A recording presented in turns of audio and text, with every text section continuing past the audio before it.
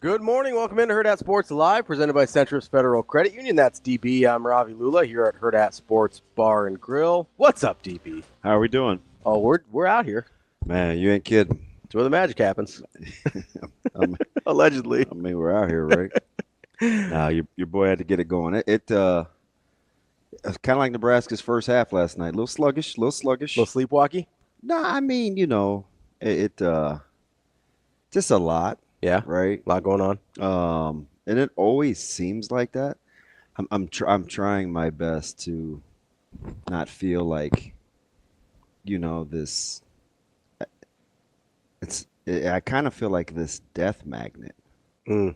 where just the run this last 2 or 3 months has been really really tough, and I think the balance is, I have to speak on Friday at another funeral, and I think the balance is it's like protecting your own energy, hmm right? But knowing that um, I think part of who I've kind of been called to be is to be there. You settle down, Coach Barthel. Is to be there in some part for other people, right? Especially like that's the caregiver in me. hmm So just balancing, and making sure that sometimes you need your flowers watered too, Yeah. but you Can't just always be pouring into other no, people. and you know the line, right? It's like when you pray for rain, hmm you got to deal with the mud, Yeah, for sure. Yeah. right? So Yeah. sometimes you just got to deal with the mud. So I just it's cool, man. Got a chance to get up and go attack it one more time, and then get up tomorrow and see if we can do it again, man. How about you? Yeah, I I'm not really one of I'm not I'm sure you have noticed this by now. I'm not really a silver linings guy, Yeah, you that's know? it's God's got a funny sense of humor, doesn't how he kind of has paired us together, Yeah, and we're very much different in our and outlooks. how we process Yeah, things, yeah, yeah. But I do when it comes to losing people we care about, I obviously you're on a tough stretch here.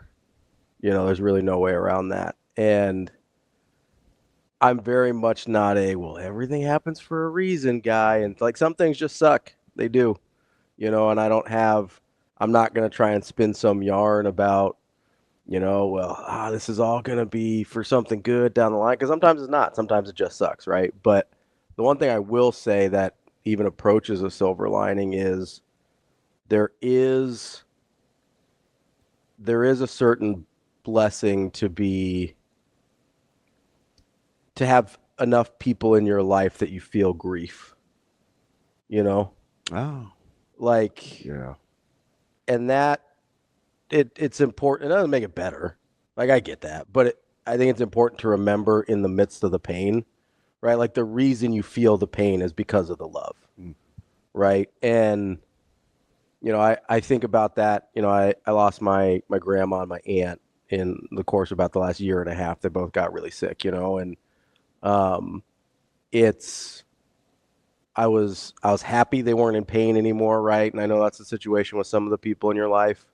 But more than anything, it's just I'm happy I have people to grieve, right? Which is a weird thing to say out loud, but it's it's a blessing it's a blessing to have people that you care enough about and that cared enough about you to grieve them. Yeah. And I think I hold on to that a lot. Um, just because sometimes it's the only thing that brings me any comfort at all. And I just, yeah, I don't, there's no transition from that. That's Yeah, just, I had a conversation yesterday. It was a long one, um, with a good buddy, and he sent a message early in the morning, and he said, "Hey, he's usually the guy for me. mhm, Like you'll kind of know who I'm talking about. Was DJ? yeah, I'm not even going fake."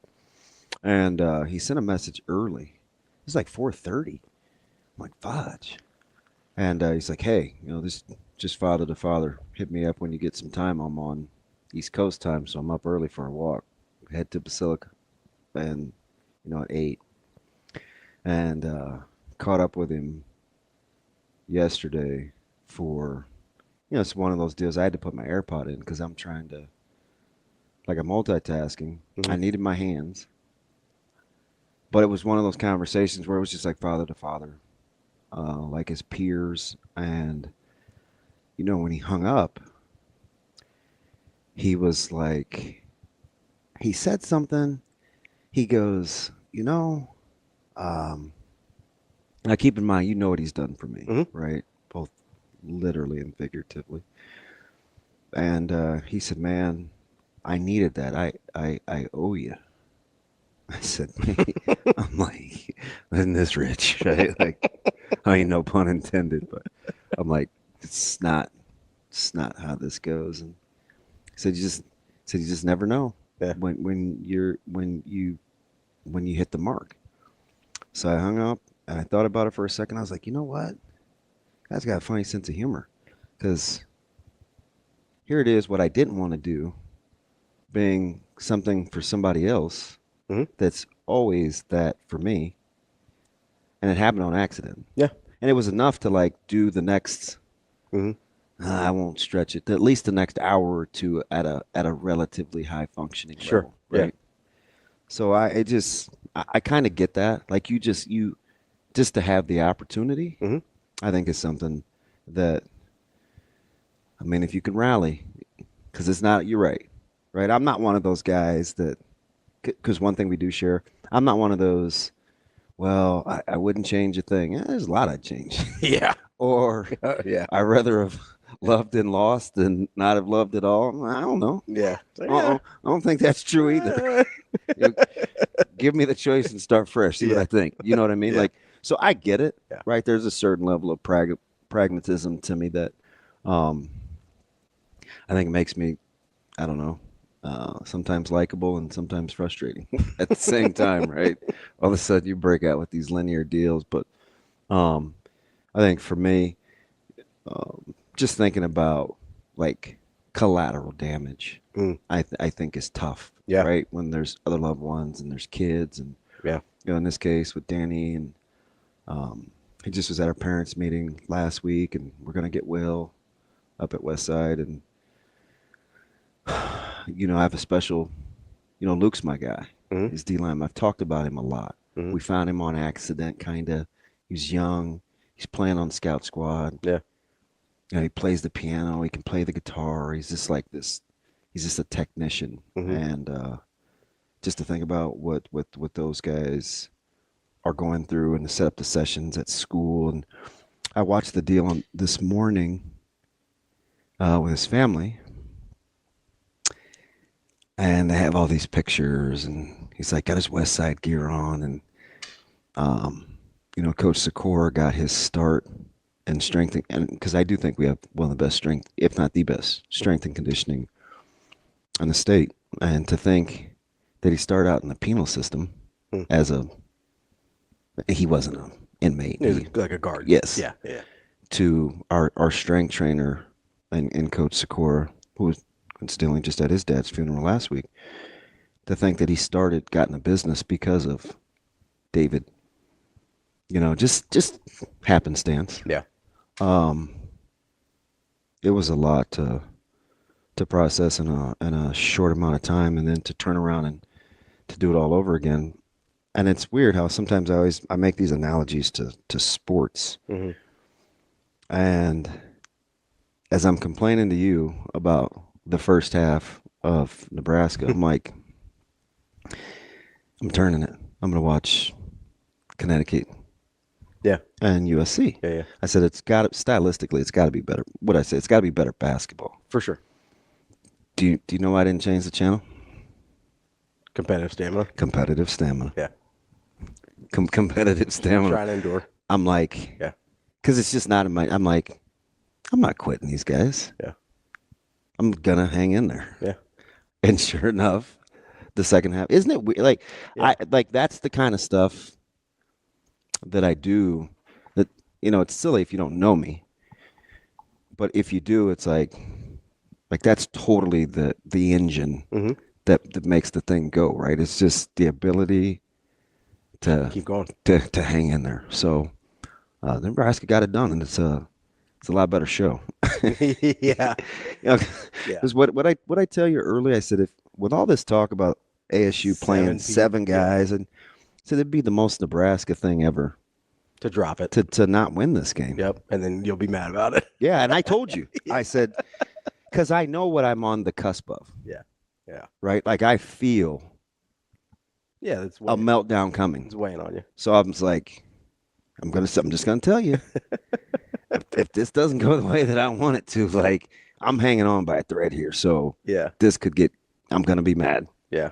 And sure enough, nah, we're good. Oh, they hung in there. They hung we're in we're there. good. I'm also happy. It changes the trajectory of the day, Sure. but I'm also happy they moved the baseball game to 2:32 because I want to. I told you I wanted to see it, and I wanted these guys to get it in because I want to see where both these teams are. Yeah. Creighton playing really, really well. I told you 6 series. Yeah. 6 series in a row. 6 series Yeah. wins in a row, and is Nebraska gonna be able to? I told you I saw some signs at K-State, Mhm. and then the opener happened at OSU, and I'm like, Then they got hammered on Saturday. yeah, like And then bounced back on Sunday. I'm like, okay, Yeah. let's see, so I want to see kind of where these guys are at today, and then all of a sudden I'm back being competitive again. Mhm. So the correlation of Well, I snuck in some good music too, so that helps. there's a definite overlap there with Connor Esigian too, because that's a dude in terms of competitive stamina. Oh yeah, Like, I'll ride with Connor Esigian. I appreciate that dude. Like, I don't know if everybody knows what it's like to go 0 for in a basketball game, like where you actually play a decent amount and people are counting on you to make shots. Mhm. It hasn't happened to me a lot, but it has happened to me. Certainly not at that level. But like, you hang a 0 for 7, 0 for 9, 0 for 11, especially in a critical game the way Esigian was against Iowa. That's a hard taste to get out of your mouth. Like that can affect your confidence pretty dramatically. And for him to come back and do what he did in the second half there, like, I'll ride with that guy. Yeah. That guy has some level of competitive stamina or Did you stick around for his interview? It was pretty good. yeah. Yeah, they piped it back in because Georgetown was warming up. Okay, yeah. Because they go back to the studio, and hey, they're like, hey, getting Connor mic'd up. Before that it was Degenhart, who looks like he's about, I don't know, 38 maybe. Yeah. He's a bucket getter. I think Boise. I think they win. I think they win the thing. Yeah. Boys, I mean, they probably should have been in the NCAA tournament. Like, to be honest, they're good. Mhm. They're really good. But I will say this: if Nebraska can get past Georgetown, because I think they're going to find that Georgetown is probably I think they're more talented. Yeah, Georgetown's capable for sure. They're more talented I mean, than. we saw what they did to Creighton. That was like, it was sort of fluky, but it was also real. Oh, that second half. Yeah, they stepped on the gas. Yeah, the first time they played. Yeah, they stepped on the gas. They Yeah. pulled away. Yeah. And so I mean, we'll That's in there. Yeah, we'll see if they can if they can rally, but man, and they get to split the money. Yeah. Like, go ahead then. What I mean? Look, Go get paid. I wonder, and I need a few more details, but generally speaking, I think it's up to Coach Hoiberg. Now he's obviously got the split. Yeah, I think he's I obviously. didn't realize that. I mean, kinda. Yeah. I mean, it's their money. I don't know what he's got to give to the athletic department. I think Uncle Dan has got to get his cut. But I don't think it was any coincidence that we saw the 1890 social media blast, and I mean, it's alive and well, especially with the House Committee coming up here on the 7th. Yeah. Like, we'll see what happens. That's going to get really interesting. Yeah, so what I hope is they do everything at once. Yeah. So I hope if there's questions or they need to make the amendments or whatever, like, I hope they do it all at the same time. So I think that's the goal. I think that's why it's taken so long. It's because it keeps getting sort of not rejected, but a judge keeps looking at it and saying, hey, this part doesn't work, go work on that. This part doesn't work, go work on that. So I'm hoping if it gets approved on April 7th, it's because all of the ducks have been put in a row. Yeah. Now I get that's a little optimistic here for the NCAA and come on, EJ, and for the government for that matter. But get your guy. Come on, EJ, what are we doing here? Well, he doesn't have a stick. Well, yeah, that's a struggle. I'm out, man. You're out? Yeah. I ask all the artsy fartsy people if they have or people that work with their hands. Hey, you guys got any paint sticks? They're apparently not. Should have asked some kindergarten to see if he gets a popsicle sticks. Yeah, these guys won't roll with pop. Look at these big old heads. I mean, you need like a dozen of them, but you could do it. I mean, this is industrial strength. Look at the nugget on Coach Barthel. He needs more than a popsicle stick. Coach Williams, he's cool. We got him rolling. Well, yeah, he's rocking the shades. You know, I hesitated to bring football coaches. I felt like we should have done basketball with all the. You got to be careful out here. Yeah, I didn't understand that, man. And I like it. You're gonna be mad at me. I get it. I typically do like most people. Yeah. Now whether I outwardly express that or not is something completely different. But like deep down, you like most. Yeah, I wish I want the best. I want the best for people I don't like. Yeah. But so it took everything in me to not chime in yesterday because it wasn't really my place. Yeah. But man, I didn't get it. I On did which not. side? Man, or both. I did not get Jacob's stance. I didn't either. I did because you have to be when you hard line. Mm-hmm. And he clearly didn't want advice, and I love Jacob, so I'm not. I mean, this is Bigelow, not Padilla, just for the record. Yeah, he can, and it's funny because they're pretty tight over there, right next door to me, literally. Does he live over there too? Yeah, they both do. Yeah, that's funny. It's insane. I knew Padilla was. It's insane. I didn't know Bigelow was. Yeah, right there. That's hilarious. Right there, as Bo would say. You have to be careful when you paint that narrative about timing and relevance, and who cares about what. Yeah. And whether whether what's being said really matters. Yeah. Because if he went very literal. And that was going to be the hill that he died on. But what I would have said, and he clearly said he didn't want any coaching, so I was like, I'm done. Head out here. Yeah, he ain't trying to hear it, which is fine. Like, I can respect the hustle. Yeah. But what I would have said is, like, who decides who the receiver of the information gets to decide how much they care about it or if it's relevant. Yeah. Because even if it's in season, you're going to face that same scrutiny. Yeah, 100%. Well, who cares? Well, especially or what do you know? Yeah. Or you know what I mean? So I was like, ooh, careful. Yeah. It wasn't so much that everybody cares about football all the time because some people do, some people don't. But I will say this. I think it got into extremes, which when you do things over social media and not like talking. Real people talking. Yeah, the things get shifted and moved, but that's like the third. I think it's I wasn't surprised to see Mitch jump in because of the last couple of weeks between Mitch and Jacob. Yeah, but that was, then Dave got in, and I was like, dang, it got pretty heated. I kind of like everybody. Yeah. But there's some people you definitely agree with more than others in that conversation. I just you always have to be careful when you take things to social media. And I pick and choose my battles. I'm a lot less confrontational over the years because I felt like sometimes I was coming across as kind of like a bully. And I would try to explain to people, we would talk and it's, oh man, you didn't have to do such and such like that. And I'm like, hey, listen, I don't really like being like that. And I'm not always going to be right, number one. But there's one thing for sure. If I'm wrong, I'm not going through it. I'm just going to tell you, hey man, I missed it. I misread. Yeah. But if I take it public and it's on social, there's a good chance I'm well prepared. Yeah. Right.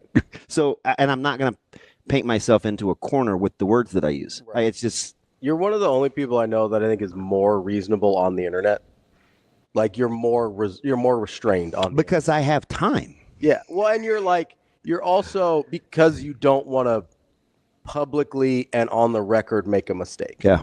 Yeah. And I'm very, TJ makes fun of this all the time because it can be used for bad too. Sure. Be, because if I want, like, I do have the ability to manipulate. I know that. Yeah. Yeah. Right. But as a quick processor, you try to use it for good. Right. So I have to be very careful. So sometimes, like, I just won't say anything. Yeah. Because I know it's like, because once you start, it's hard to back off. and it's not going to be good. Yeah. Right. So it's just like, and then you're not going to feel good about it later, and which is probably the main thing, to be honest. Yeah. It's not how I'm going to make you feel. You're not going to like how you feel about it. It's probably going to be how I feel. Yeah.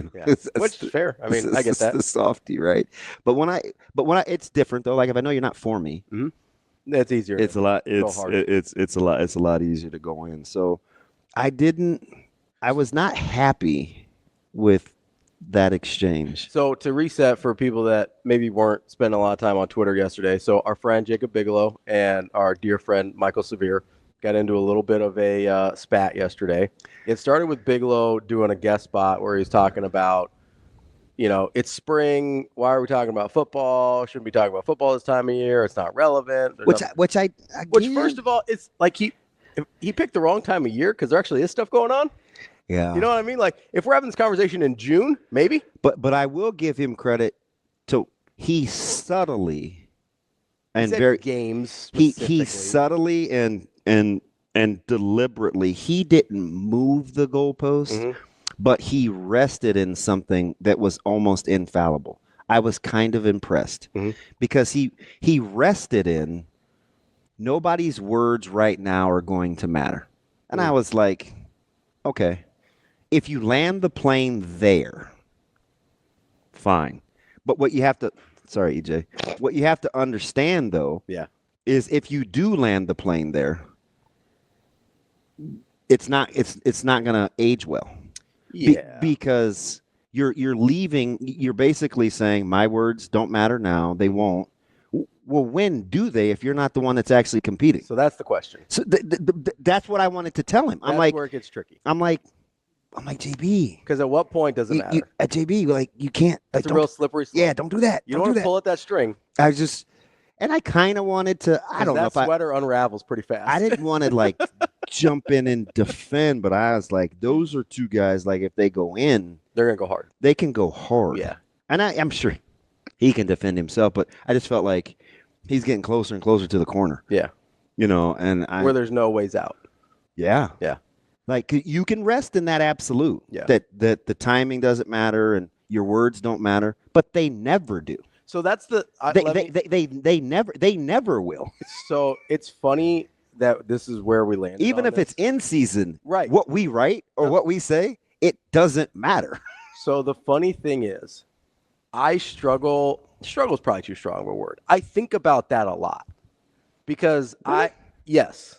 Because I am someone who wants my life, impact, whatever to matter. Okay. Right. Okay. And so it's been a struggle for me, and I think I resist it for a while to have a career in sports because at the end of the day, I've often thought, especially like not being a coach and not being someone who's directly impacting, people in a locker room and stuff like that, because I wonder a lot of the time, does any of this matter? Right? I wonder a lot of the time, does talking about sports for a living matter? Doesn't what are we doing here? Right? If not just bloviating about whatever. And what I land on is sports do matter. Yeah. For a lot of reasons, but they do. They connect people. They give us a sense of community that in especially today's culture is often missing. And I know personally, I've brought up my the Brooke Behringer story a lot and stuff like that and his impact on my life. That doesn't exist without Nebraska football. I don't have that turning point in my life at a very young age that was really important to me and still is without Nebraska football being Nebraska football, right?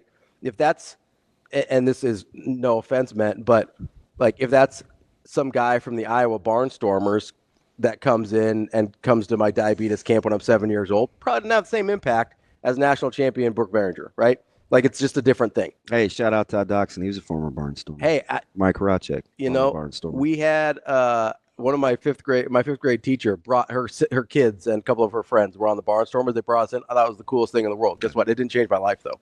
Like there's a difference. Like there's like that matters. And then I sit here and we get messages sometimes from people that are like, man, I'm really going through it. You guys are the best part of my day. Or like, man, like work is the worst, but I get through it every day because I listen to you guys. Like, isn't it funny too? Because that's why I try to hope with enough divine intervention that I get the right partners. mm-hmm. Because the only reason I think people have stuck around this long is for the very reason that I didn't want to do the job. I was not interested mm-hmm. at sharing any of me when I first started. Like your personal self. Nope. Yeah. Nope. And it's like yep. the only time I feel like there's real connections is when I do. Mm-hmm. So then it's now over time, it just has kind of become the relationship that we have with the listenership. Mm-hmm. But I am afforded the grace to kind of be able to work with people that allow that to happen. Mm-hmm. Right. So I'm always appreciative of that. And on those occasions when you like to connect, because you're very open about it. Oh, yeah. The connection between life and sports and why you like doing this. Mm-hmm. Allowing the runway for it to happen. Because sometimes I think in the moment, I mean, you see our chat sometimes, like it gets nuts. Yeah. It can be a little scary because because it's about, yeah. You're just out there. I mean, it's where the magic happens, right? I mean, you're unprotected. You're exposed. You're just out there. So as we're watching this conversation unfold, I'm like, I wonder if Jacob will be like that in 15 years. Yeah. Or 5 or Maybe. 10. So that's kind of where my heart went. I wasn't like that when I was his age. That's kind of where my heart went. But I just. That was interesting. And so many messages. Like apparently a lot of people were on social media yesterday. Yeah. Yeah. I mean, but you do have a couple Titans. Yeah, those are big personalities. Big personalities in the and people that people listen to, right? Like right. It's and I've been on the other side of the equation too, right? Yeah, I've seen some of yours. And believe me, I wanted to there are times where I'm like, hey man, unplug. Yeah. Don't do it. But I'll get in moods. I just won't care. Yeah. I get it. Like I've been on the other side of that. Yeah. And I've been on the other side of the microphone too, right? When I talk about, hey, that's the best part of my day. Like that's one of the reasons I started liking you back in like 2012. And so I was like, oh, this guy's a little different. It's part of the reason I liked Chick and Nick back in the day, and I was so happy when their podcast come back. Like it feels. I think I've met Matt Schick like 3 times ever, and we talk to him occasionally when he's available. I feel like I know Matt Schick incredibly well.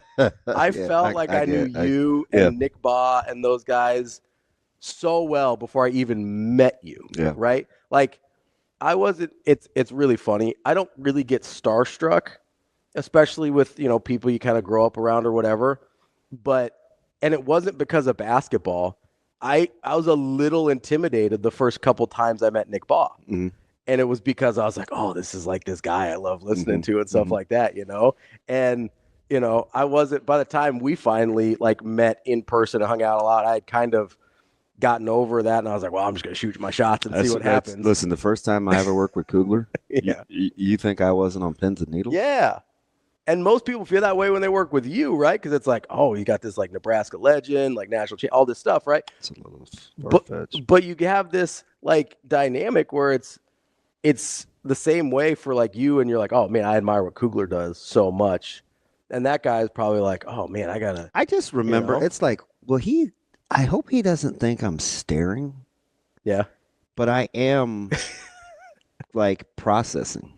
It is hard too. Like, I'm watching the charts. Yeah. I watch his mannerisms. I watch his delivery. Yeah, hands in pockets, not hands in. Hey, what are you wearing to this coach's? What are you wearing? Yeah. Or okay, what's his first question? He's got to go first. He's the lead, Yeah. right? Like, so just weird Mhm. things like that. I totally get. And he's, I remember one time we had a spring game.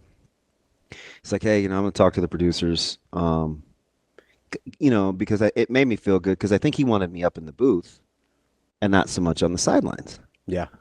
And I was quietly bitching to him about not wanting to be on the sidelines and wanting to be in the booth. And he said, hey, let me let's do this experiment. Let me talk to the producers. Let me talk to Tony and these guys and see if we can keep your mic open. Game changer. Yeah.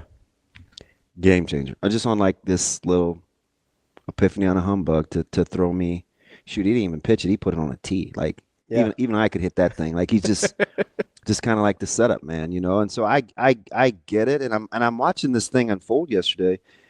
I'm like, okay, cool. Let's just keep it at he wants March to be for basketball. Mm-hmm. But then it turned into all these other things. Turned into this whole other thing. Right, because I don't mind. I'd like to talk about this, and I'm not saying I was writing with Bigelow. Because I'm just watching. But I'm like, well, shoot, I'd like to talk about hockey. I'd like to talk about Major League Baseball, NBA, all sorts of stuff, right? But then as the conversation kept going, I'm like, well, fudge, man, do people really still care about basketball, right? Like Nebraska basketball or just basketball in general? So here's the thing. Right? Because didn't you ask yourself that question? 100%. That's the first question you have to ask yourself. I'm like, man, I need to be productive. I had to get off my phone. Got to get off the internet. Here's the thing, though, is at any given time, people in Nebraska care more about Nebraska football than they do anything else. I understand. That's just it. No, you know what I mean? I don't even think that's debatable. I don't either. And I think you can say that without saying, like, there were a couple of like Bikram yoga stretches. That's got to be Bikram. Like, well, nobody cares about the 40. I'm like, Dave, that's not the point. That's not the point. Like, and he's smarter than that. Yeah. And I was like, but people get emotional. They make bad. And then I was like, but I just let it ride, right? It's just like, sometimes people just they process differently. But I think there's no question when you just watch what happens when coaches speak today. Mm-hmm. It will be different than the write-ups or the stories on basketball last night. That played an actual game yesterday. Yeah. Right, wrong, or indifferent. That's just the way that. So here's kind of the like meta existential argument that people get into about that, though, right? Existential, right? Is people will say, is the coverage because the media is being lazy and trying to feed spoon us what they want, or is the coverage because that's what the people want? And there's really no way to tell, right? Except for the fact that I live and work and am around this community and state of Nebraska every day. And I can tell you unequivocally, it's not even just college football or football in general that people in Nebraska care about more. It is Nebraska football. How many times have I told you? I'm like, yeah, I don't think people watch that much other sports besides Nebraska. And I'm not condemning them for it. It's not their job to do that. I still don't know if I agree with you. I'm almost positive it's true. Okay. That outside, and that's not to say nobody does, and that's not to say no, don't couch it, because I get it. People will use the extreme. I'm not doing extremes here. Yeah, I hate that. I'm not doing extremes here. I think there is a large section of the Nebraska football fan base that largely does not care about other college football teams. Maybe they care in relation to what it means for Nebraska, but they're not consuming 12 hours of college football on a Saturday. They're probably watching the Nebraska game. Maybe they'll watch one more, and then they're doing some yard work, or they're running some errands, or they're going to their kids' games, or whatever else. And maybe they'd like to, if they had time and, were child-free, what up? Or, like, had like a job. You riding with this guy, too? you kidless, lifeless, dark souls, you. Like maybe they would if they had the free time and the ability to do so. But I think the fact of the matter is, and I'm almost, Shane, when's the last time you saw a girl? in the hallway probably. Saturday. Oh, Shane have a date? in person? Yeah, your mom was available. She sent me the greatest. She sent. Hey, I'm tripping. I'm slacking. Yeah, you tripping, all right. And I'm gonna tell. Although I know she's up, she's cool. She sent me the greatest message yesterday. Yeah. Yeah, she needs surgery, and she's making the case that she's too old to be worth it. Oof. I'm like, are you nuts? But anyway, My dad does that all the time. I'm like, do you know where I would be without you? Yeah. Get the surgery. Like, let's get this. But anyway, go ahead, finish the kidless Yeah. So I think sometimes, and we do this too sometimes. Okay, talk to me. But I think this is part of what was kind of happening to Bigelow too, was sometimes we lose a little bit of touch about how much sports normal people consume, because we're all on the extremes, right? Like everybody that does this for a living is almost everybody that does this for a living. Dude, Kyle is wild, ain't he? Yeah. I've been watching him the last couple weeks. I think I kind of like him. Yeah. Whether I agree or not, he definitely has convictions. For sure. But like for the larger population, I think we overassume how much sports they consume. And I don't think it's a desire or a commitment or anything. It's a time thing, right? A lot of people don't have the amount of time that we do to commit to watching these things because it's part of our job. And so that's where we lose the thread a little bit on some of these discussions. Because if you strip away everybody else's time and energy and resources, the thing they will still make time and energy and funds for is Nebraska football. And there's a hierarchy. It's probably Nebraska football, Nebraska volleyball, 1A, 1B. Yeah. Nebraska basketball a little bit further down the line, Nebraska baseball a little bit further down the line. But that's about it in terms of the general state. Like if you're in Omaha, Creighton basketball is in there somewhere as well.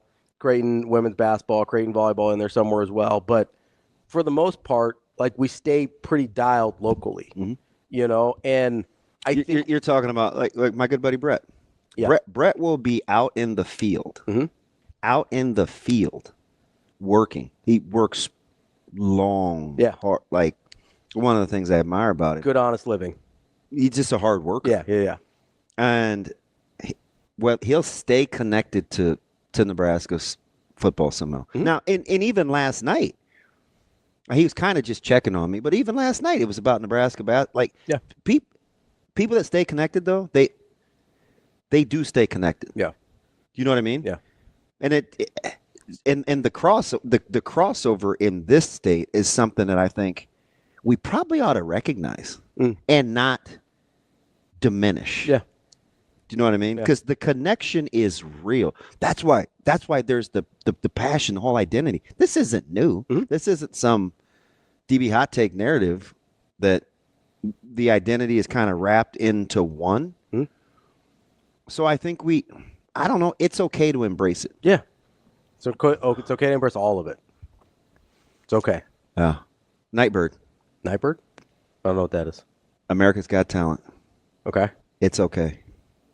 It's okay. It's okay. I missed that one. Oh, man.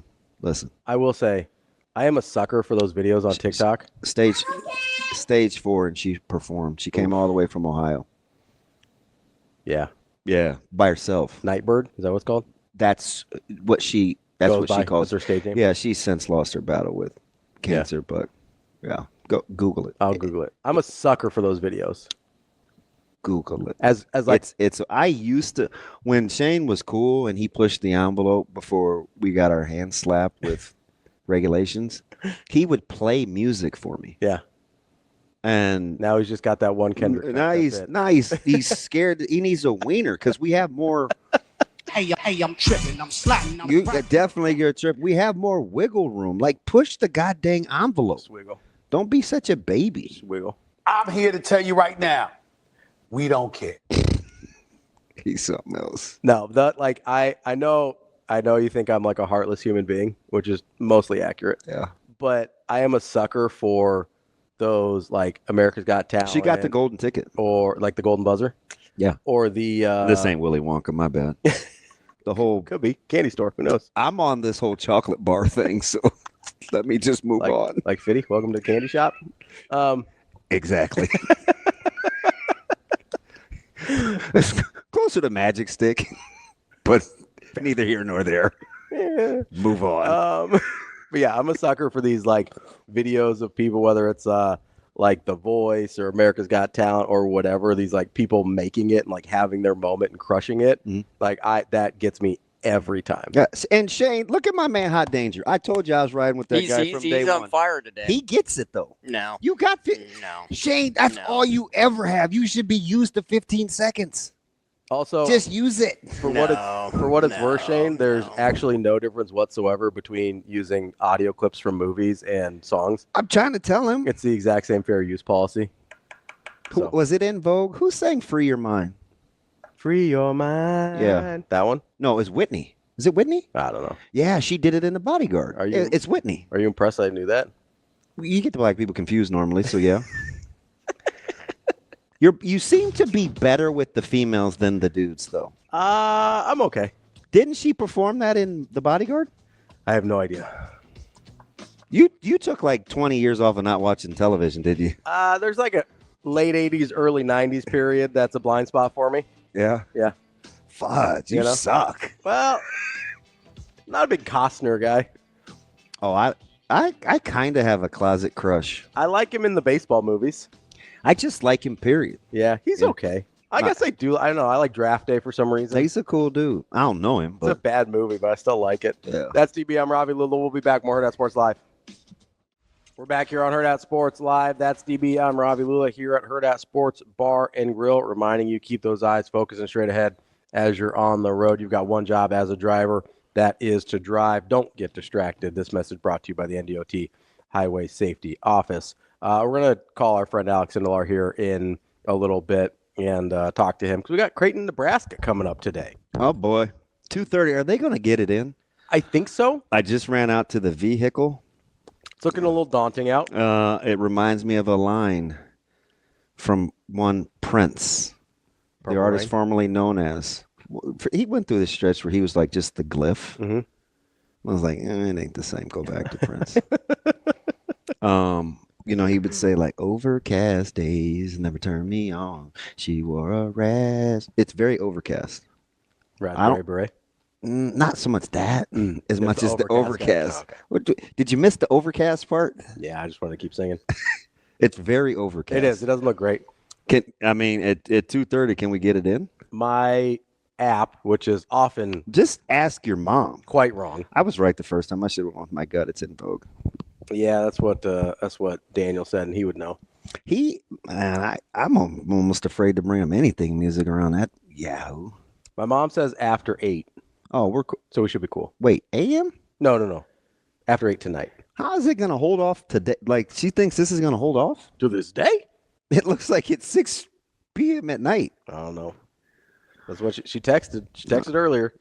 Hey, don't be the guy that throws the ED on things. She texts. You don't need anything after that. She texted. Shane will say, Texted it did? man. Today, Junior. What up, Cam? What is up, Cam? That's my dude. No, we got Nebraska Creighton this afternoon. Hopefully they get that in. That should be fun. Yeah, and then the Chasers open tonight. Yeah, we're going to talk to Martie here in a little bit. The Prez. Our guy, Martie Cordaro. Yeah, good dude. He's got to be excited. It's exciting. I'm guessing he was hoping for a little nicer weather, Yeah. but that's all right. We'll get there. Look how Danger is rolling. I didn't even get a chance to get into it, but I just love the fact that he knows What did he get into? that he nailed it. I'm not even going to read it because only me and him kind of know, but he's 100% right. I'm riding with that dude. All right. I told you. All right.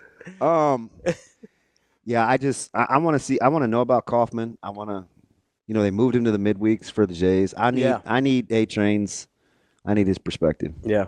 Did you say he's going out to the river? Dismal River. Apparently it's a town, I think, in Nebraska. So he's not rafting. He's No, he's working. okay. What is he selling? This dude constantly bags elephants. Yeah, so he Does he sell anything small, or does he just killing just one couple Whale. big Yeah, he's a Whales. whaler. Yeah, whale hunting. Yeah. So he sells. Big old Moby Richard, huh? Yeah, Not bad. You can say in that context, you can say Moby Dick. Yeah, I was a big Moby Dick guy. Yeah. I thought They call me Ishmael. Did you watch the version with Thor? Who's the Thor guy again? He has the little brother. Chris Hemsworth. Yes. Did you watch that? No, I didn't. I didn't know they made one with him. Yeah, it's very long and drawn out. Yeah, not good. Oh, he's wasting away. I mean, good on him. Reminds me of your boy Christian Bale for that role where he looked cracked out. You're gonna have to narrow it down. He did that a few times. He Was did it it for the fighter? He did it for the machinist. Yeah, the machinist. Okay, because he does. I almost said La Maquina. Did you watch the Spanish version? Hey man, cut your boy some slack. No, he also got pretty sickly for the fighter too. When he was Mark Wahlberg's brother. Yeah, I'm out on Wahlberg. Let's not talk about him. You're not a Wahlberg guy? Let's go to somebody else I like. Let's see what's on Asian Wyatt's mind. Wyatt, what's going on, buddy? How we doing this morning? Not bad. How you guys doing? Good. You bringing any eggs in, Wyatt? It's almost Easter, man. There's. I know it's tough out here, isn't it? Yeah, but don't get chickens to get cheaper eggs because that's not going to work out. The return on investment isn't quite worth it. No, not even emotionally. Have you become emotionally attached to the chickens, Wyatt? My wife has. That's why she doesn't eat chicken. Well, that's tough. I get it. She looks quite a bit different than me from different cultural backgrounds. I'm not giving up chicken. I'm stunned to find this out. I'm not giving up chicken. Just saying. Anywho, Hey, what's up, champ? hey, we all married the same way, so you guys get it. But anyway, Shots fired. Wow, that's tough. and real quick, Ravi. What's up? Just like you too. I also have a cat that owns our big dog in our house. So we have an English Mastiff, and that cat will corner him, and he's like, looks at me like, "Dude, help me!" I'm like, "Come on, man, you're 120 pounds." Can you send me a But picture anyway. of your English Mastiff? I love Mastiffs. I'll send it to Damon. Okay. Once I get to a place where I can do that, and then you can see. I appreciate Then we that. got 2 months. Oh, you're such a rule follower. You're not gonna text and drive because you have to sort through to find the pictures. Well, I don't want to make Omaha scanner later, so that's probably a good idea. It's because he heard my NDOT read. He's like, you know what? Ravi's right. I'm not going to be distracted. By the way, the T-Rex, is it a GIF? Yeah. It's fantastic. This is what he sent me yesterday. By the way, you heard that in its entirety. I wasn't going there. Ravi made it seem like a safe place and then turned around and laughed at me. There's a lot going on in my head at that time, Wyatt, and then I just let it rip. Yeah, I mean that's why they're not good at arguments because they're not good at debating. So Wow. You're not masters at it. on a roll. You're on a roll this morning. What's up, man? What's on your mind? We need some positive. No, I just want Dave. Say my heart goes out to you. I know it's been rough, but I say too, like in 2019, that was the worst year of my, because we had the flood. Our house was part of those floods, and our house was severely damaged. And while we were living somewhere else, we had 3 dogs, and 3 of them, passed away of different reasons. And that was a real rough year. And I was listening, to you, Damon, and I know Ravi peeked in every now and then. I was at the other place, that got rid of the DEI before it was cool. But I'm glad that you guys were around, and it helped me just put my head in a different space at that time. And I really appreciate that. And I hope the show is doing the same for you. Hopefully it's a 2-way street. Oh, man, I appreciate that, Asian, my dude. Thank you, buddy. Appreciate you, Wyatt. That's my guy, man. He's such a good dude. Don't forget to send me a picture of the dog, though. Also, He's low key. Well, not even low key because you get to hear him. Yeah. He's really funny. Oh yeah, Yeah. I like Wyatt a lot. And he'll come back and get it too. So Yeah. it may be 24 hours or something like when he gets back to it. And then I remember He's got the long memory. I'm like, shoot, man, did we say that? On air. Yeah. I don't know what yesterday was. Hey, same as today. We'll see what happens. Coming up, we're going to talk to Alex Sindelar, which means things aren't going to get any better. Yeah. Yeah, good. Hang on. They're certainly not going to get any more on the rails. Yeah. That's DB. I'm Ravi Lulla. It's Hurrdat Sports Live. Kicking off hour number 2 here on Hurrdat Sports Live, presented by Centris Federal Credit Union. That's DB. I'm Ravi Lulla here at Hurrdat Sports Bar and Grill, and joined now by the man, the myth, the legend, Alex Sindelar. What's going on, buddy? No pressure. Jeez.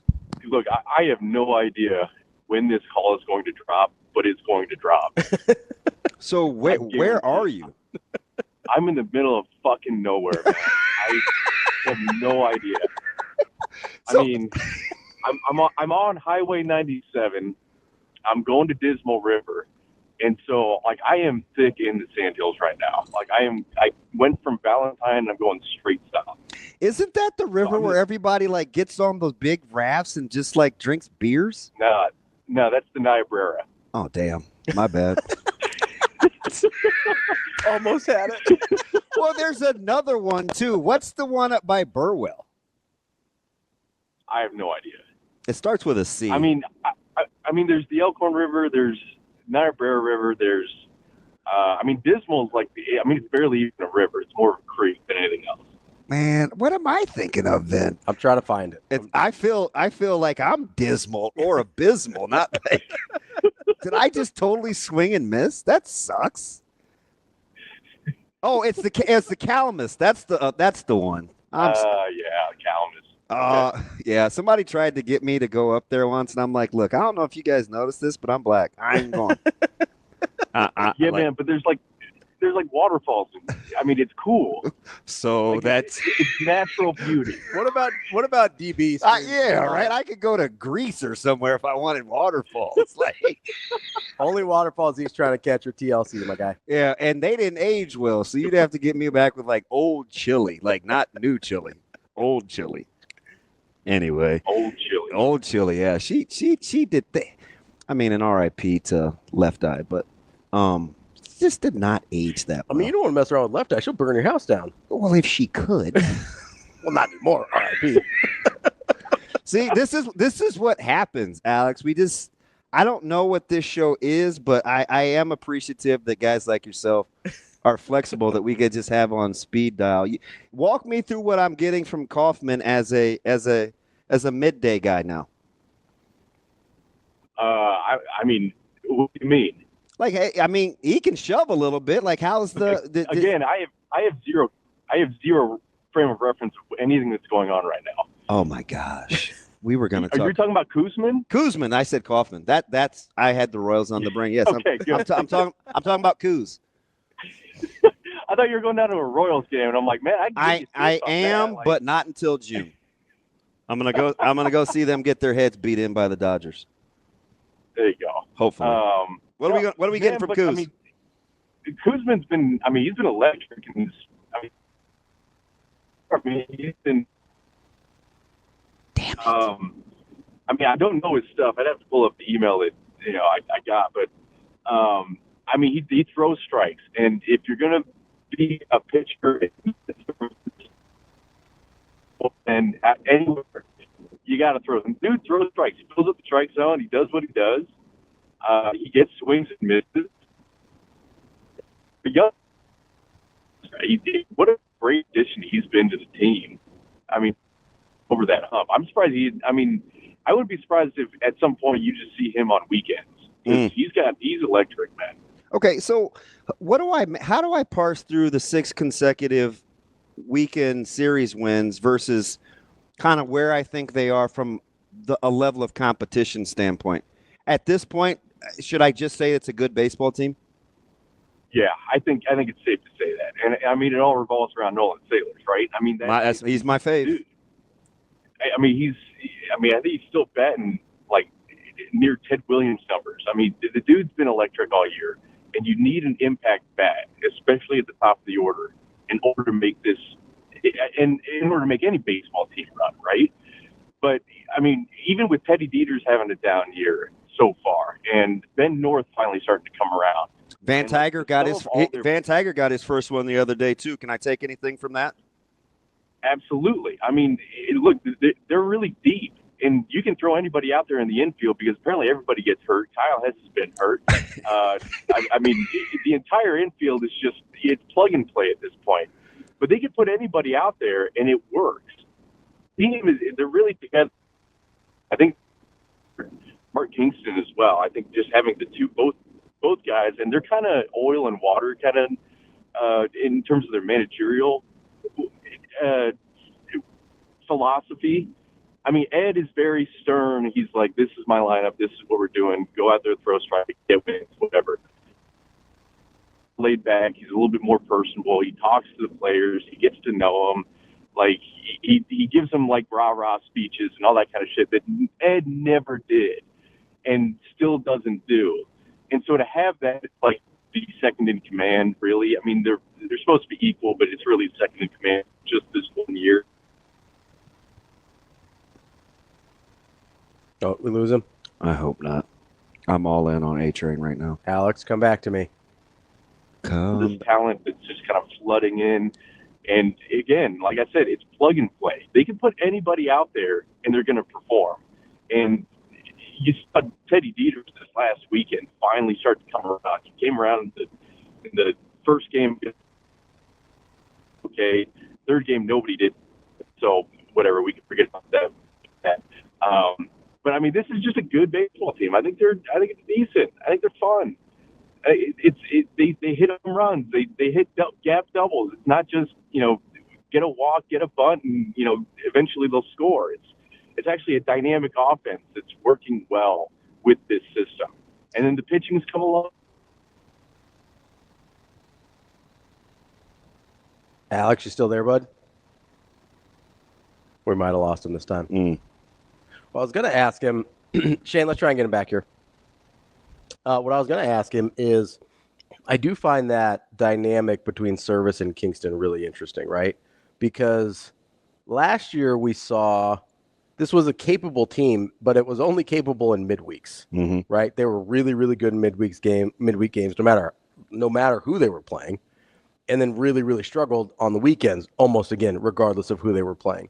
I'm curious because you sort of brought up, sort of a swan song, last hurrah for Service type deal. Yeah, it's amazing how maybe this is just going to be the team that rallies this year. Yeah, and I'm wondering how much of it. Alex, we got you back here, bud? Yeah, I think so. At least momentarily. So I'm wondering, you mentioned the dynamic between Service and Kingston, and I'm curious, how much do you think is sort of a rally as like one last hurrah for Ed versus, hey, this new voice in the room totally changes the dynamic of the team in Kingston? I mean, in all honesty, I think it's the new voice in the room. Look, I think. Oh, no, don't leave me hanging. We're going to need you back on this one. I feel like it was about do the thing where you say, come back to me, Alex. Come back to me. Damn it. It didn't work. That was one for two. You want to try it one more time? Alex. Come back to me. Come back to me, buddy. Do the thing with your nose. Come back. Or is it rubbing the... Never mind. What are we doing? I felt like an Indian joke was coming. Hang on. Wait. I'm going to whisper this. Okay. Aren't you the ones that come out of the bottle? The genies? Yeah. I mean, not like us specifically. That's more like Middle Eastern. So we're just man, you're on the right continent. First Whitney. So it's not like you had like the wrong Indians, just like the wrong shade of brown people. My bad. It's all good. So who's Aladdin? He's like he's like Middle Eastern. I don't have like a country of origin. I don't think Agrabah is a real place.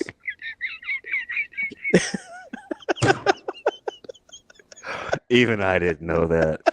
That's horrible. That was a pretty good pull off top of my head, right? That was pretty amazing. From Whitney to In Vogue to Dismal, Abysmal to Calamus to Agrabah. And I think we got him. All right, Alex. You're saying it's the new voice in the room, Mark Kingston, and then you said I think, and you left us hanging. What do we think? Oh no, I'm distraught. this not gonna work. This might be it. It's All right, Shane, let's call it. All right. We tried. We did try. We got to talk to him for a minute. We tried. Appreciate Alex. We'll catch up with him here soon. Nebraska and Creighton play again on the 15th. That's a big FS1 game. Yeah. A couple weeks from today. So I'm sure we will catch up with him a few more times over the course of spring. Plus, he's just fun to talk to. You got that right. I mean, he's a great summer guest because he'll talk about anything. Yeah. There's no limits with our guy, Alex Sindelar. Well, he's wild. How about He's one of my faves. Like, he's one of my favorite people. 4 seconds in, just dropping expletives. But you told me a couple years ago, the dude, he's a sailor, right? Oh, yeah. Like, he is. You think he's funny, though. Like, when No, don't bus roll him, but some people cuss just to be cussing. yeah, That's what you were going to say. yeah, like Solder does it just because whatever, right? Why did I know you were going to use him? Because I thought he was being a baby last week. That's why. Dang, do you think he'll talk to us this week? I don't know. We'll see how he feels about it. We better get somebody in the bullpen. I mean, it's like we've ever had a hard time filling the hours. Damn. I'm just saying. Ravi here. So you're going to, we probably should hash this out off here. I didn't let that bother me. Oh, I just it doesn't really bother me. It's just a matter of okay, I'm not going to if last week, if he had been on the air, I'd have been like, well, Solder just cusses to cuss. I'm not going to couch it just because he bailed last week. So I didn't know Severe was coming on. I didn't either. Shane, who set that up? You? I didn't set it up. I mean, I He facilitated it. he put out the bat signal and said, these yahoos are talking about the draft. Or Nebraska players, I want to talk. Yeah, he just came on. I mean, My man had notes. Yeah. He was chomping at the bit to tell somebody. Did Yeah. you see have you ever He had watched him things to take say. notes? Yeah. My man writes like hieroglyphics. He's the only one that can read what he writes. I don't know if he was smart in school. There's no cheating off that dude. He You can't read anything. he doesn't sit too far from me in the press box for football. I know. I usually come say hi to both you guys at the same time.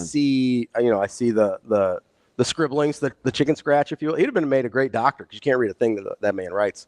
But no, he sits not too far from me, and so you see him taking notes and stuff, and he stays on it. Yeah. But no, when Alex cusses, it's used to great comedic effect, which I really appreciate about him. Yeah. Like every swear word that he utters is the funniest possible place to insert a swear word. I have no bleeping idea.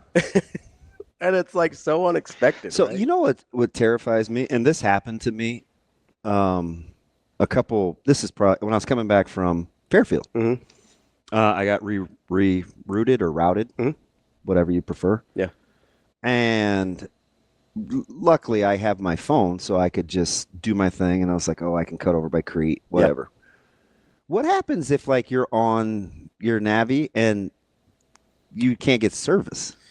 Yeah, so because that has to be a thing. It is. I think typically it will, because there's sort of like that emergency backup satellite system. Yeah. I think it will. Why don't you call your uncle? I could ask him. He'd probably know. Didn't he invent OnStar? Didn't invent OnStar. He pioneered modern remote sensing. Oh, God. That's too many syllables. The technology that allows GPS to work. Travis is foolish. He did. I mean, there is a whole song called Arabian He is foolish. Not Indian Nights. But Travis said that he does think March is for basketball. Can it be for baseball too? Listen, it can be for whatever you want it to be. Well, I thought we were establishing rules. No, I'm not trying to gatekeep. You know how much I don't like gatekeepers. Yeah. You don't like anything though, so it's hard to. That's not true. I like a lot of stuff. I like sports. Okay. See, this is why sometimes I want to sock Daniel. Yeah. My man, Shane, pull him up so I can read that. Navigation is satellite. Usually works even if you don't have a cell signal. No bleep. But if dude is using his phone and he loses a signal, what is he supposed to do? What if he doesn't have on the dash cam Navi, Daniel? You're like, I'm talking to him like he's here. But no, I do. He's like being at home. Maybe he and I should have got married. So have you? Nah. Wow. Oh, let's You not. guys would fight all the time. Well, what else? So, and that would be different how? It wouldn't be different at all. Let's So- do, you know what they call that? Posturing. He said, wow, Wow. like you can't relate. Knock it off. Puffing up. Wow. You know, the fake outrage. It's like a peacock over It's there. the deflector. I think we had a lot of. It's like the bodyguard that's all big and swole, but it really is pretty insecure. Yeah. It's like, You're not fooling. You ain't fooling me, Shane.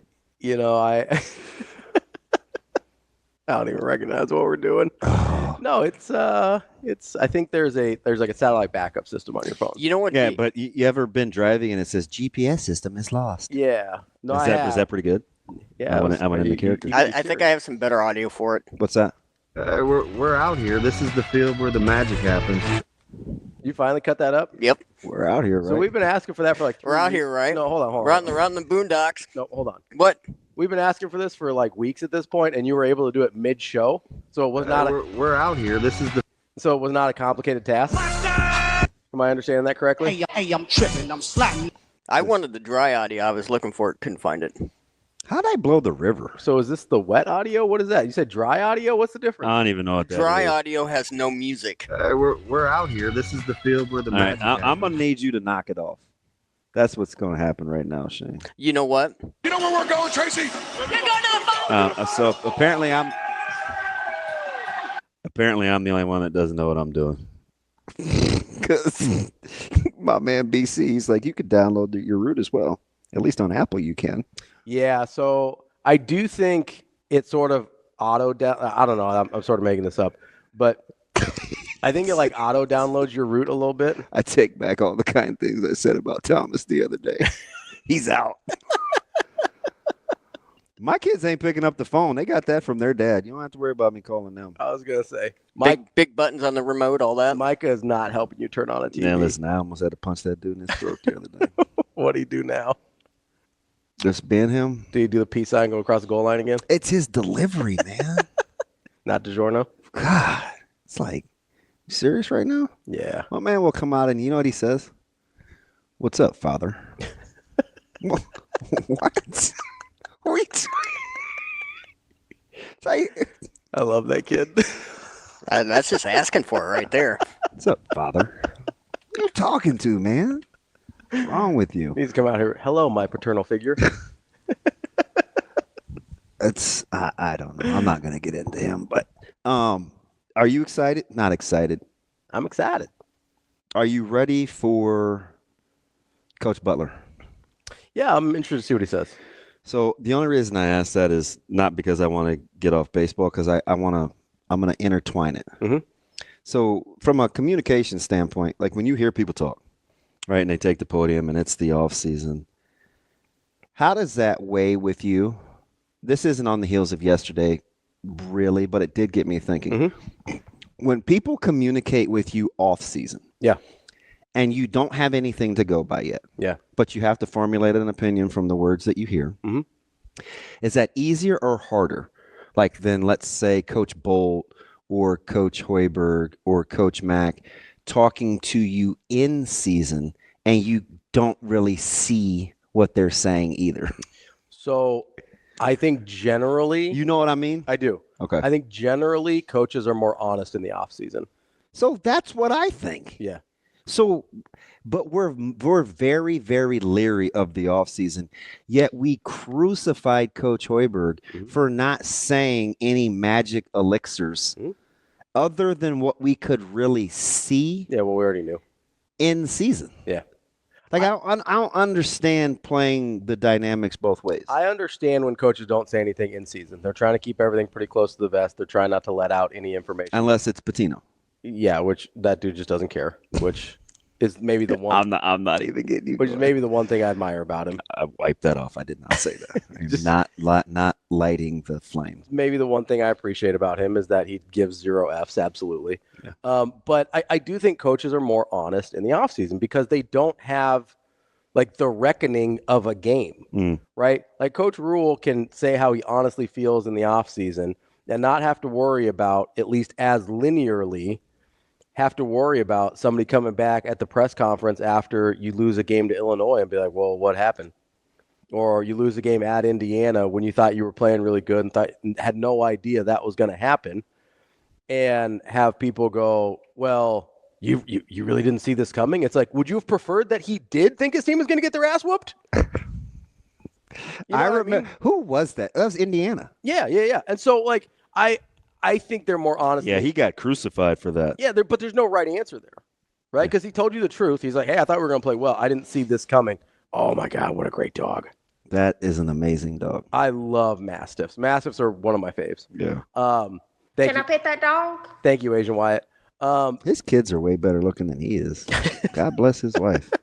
But the idea of did you read Kyle? Yeah, isn't it? I mean, 10-3, bud. Or excuse me, 3-10 from your perspective. He said Danny Hurley is always honest. That's why he's Creighton's daddy. Now, why would Kyle say that though? Hey, it's not true because he owns the Kyle. You gotta stay right here. It's like he might own everybody else. No, it's like Hitch. Yeah. And it's right here. A moment. Yeah, stay right here, Kyle, because I want to ride with you. You don't need to make pizza. They got food there. So you can't be giving my man Ravi any ammunition to lose his mind. All right, look, Kyle, stay right here. Also, we should dominate their. Stay right here. Hurley's not honest. Anyway, that dude lies. I think the press is knock it off. Disingenuous. You don't know. I think the press has been an asshole to me the whole year. 3-10. Anyway, he might dominate everybody else, but not Creighton. That's fine. Anyway, 2 rings. I think it's a lot easier to be. Now he's trying to goat you. I think it's a lot easier to be honest in the off season because you don't have. But we hate the off season though. Well, hell yeah, I want to do it now. Some people do. Some people hate the off season.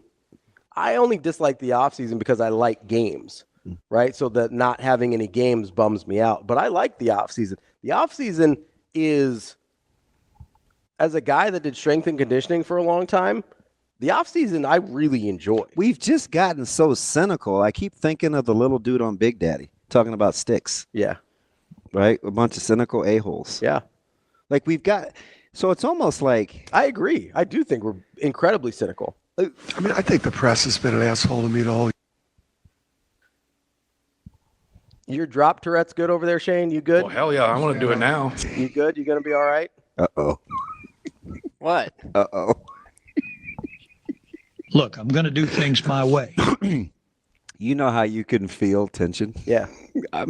It's not even going over me. It's like going through me. We all know it's a Perkins menu. Shane, if you want to be on the show, get on camera.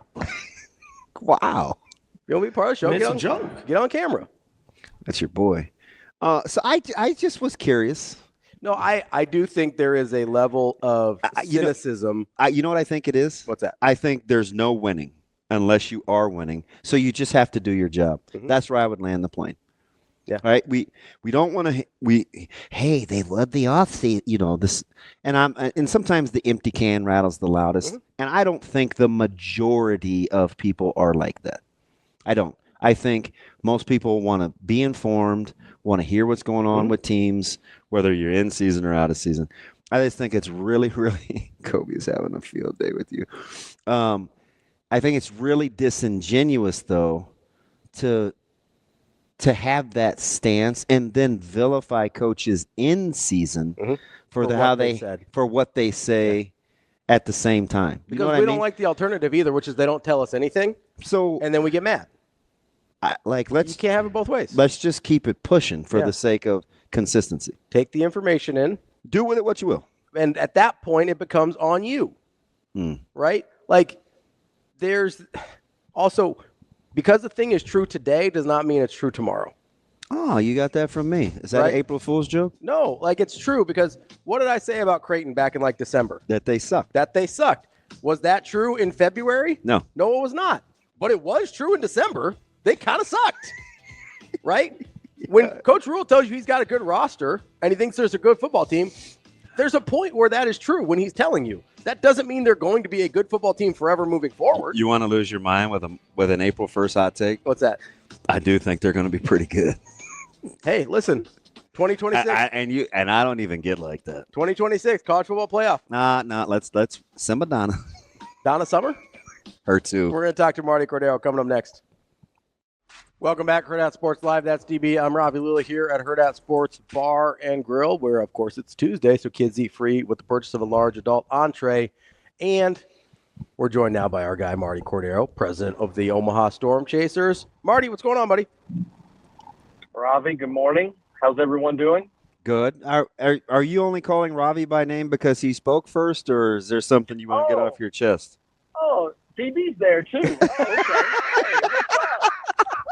Hey, I was going to ask it the other way, but since I'm going to match your energy for if kids eat free and you and I went to come eat together, man, who would be the one eating free? Me or you? Both of us. I think both of us, actually. I don't think either of us can run from that moniker on this team. So. Hey, it just seems like you caught your breath with soccer. Are you ready? Are you ready? Like, are you ready? Heck yeah. Heck yeah, we are. I was asked yesterday, what's new? I think energy is my word of this year. That's what's new in the ballpark. The transition from Alliance Baseball to Diamond Baseball Holdings happened fairly late as it relates to planning for an upcoming season. We start planning for the season August 1st-ish, and, the sale didn't happen September, officially closed in October. So, a lot of what you're going to see new relative to DBH or any material things in the ballpark are going to happen in 26. So this year is more about new energy, new outlook, new sales techniques, approaches, re-engaging with certain fans, past fans, and new and different promotions. So, energy would be my outlook for 2025. Okay, you've done this. You're super experienced, and good or bad, the seasons change in AAA just because the rosters are so fluid. But you're ultra competitive. How do you not, or do you resist the urge to try to go back and get what the magic from a year ago, right? You know what it's like. You've been there before. Can you really say, new year, new vibe, or are you deep down like, man, let's go try to make another run at this thing? Well, absolutely, we want to win again. I mean, look, there's no competitor that would answer that question any other way if they're truly a competitor. And while we don't have direct impact on what happens, on the diamond, I was visiting with Mitch Meyer last night with the Royals, and it was great to see the Royals win the way they did yesterday. But more importantly, Chris Bubich, through 6 shutout innings. The Brewers are bad, MC. That's a bad baseball team. Well, they are, and I'm not specifically talking about the opponent, but what I am talking about is the depth in the Royal system now. For Bubich to step into Singer's spot means there's depth throughout the system. So whether it's AAA, AA on down, the Royals expect all of their clubs to be competitive. Now, that doesn't mean you're going to win back-to-back international league championships, although that'd be quite nice. But 20 of our roster played on our club at some point last year to start this year. Yeah.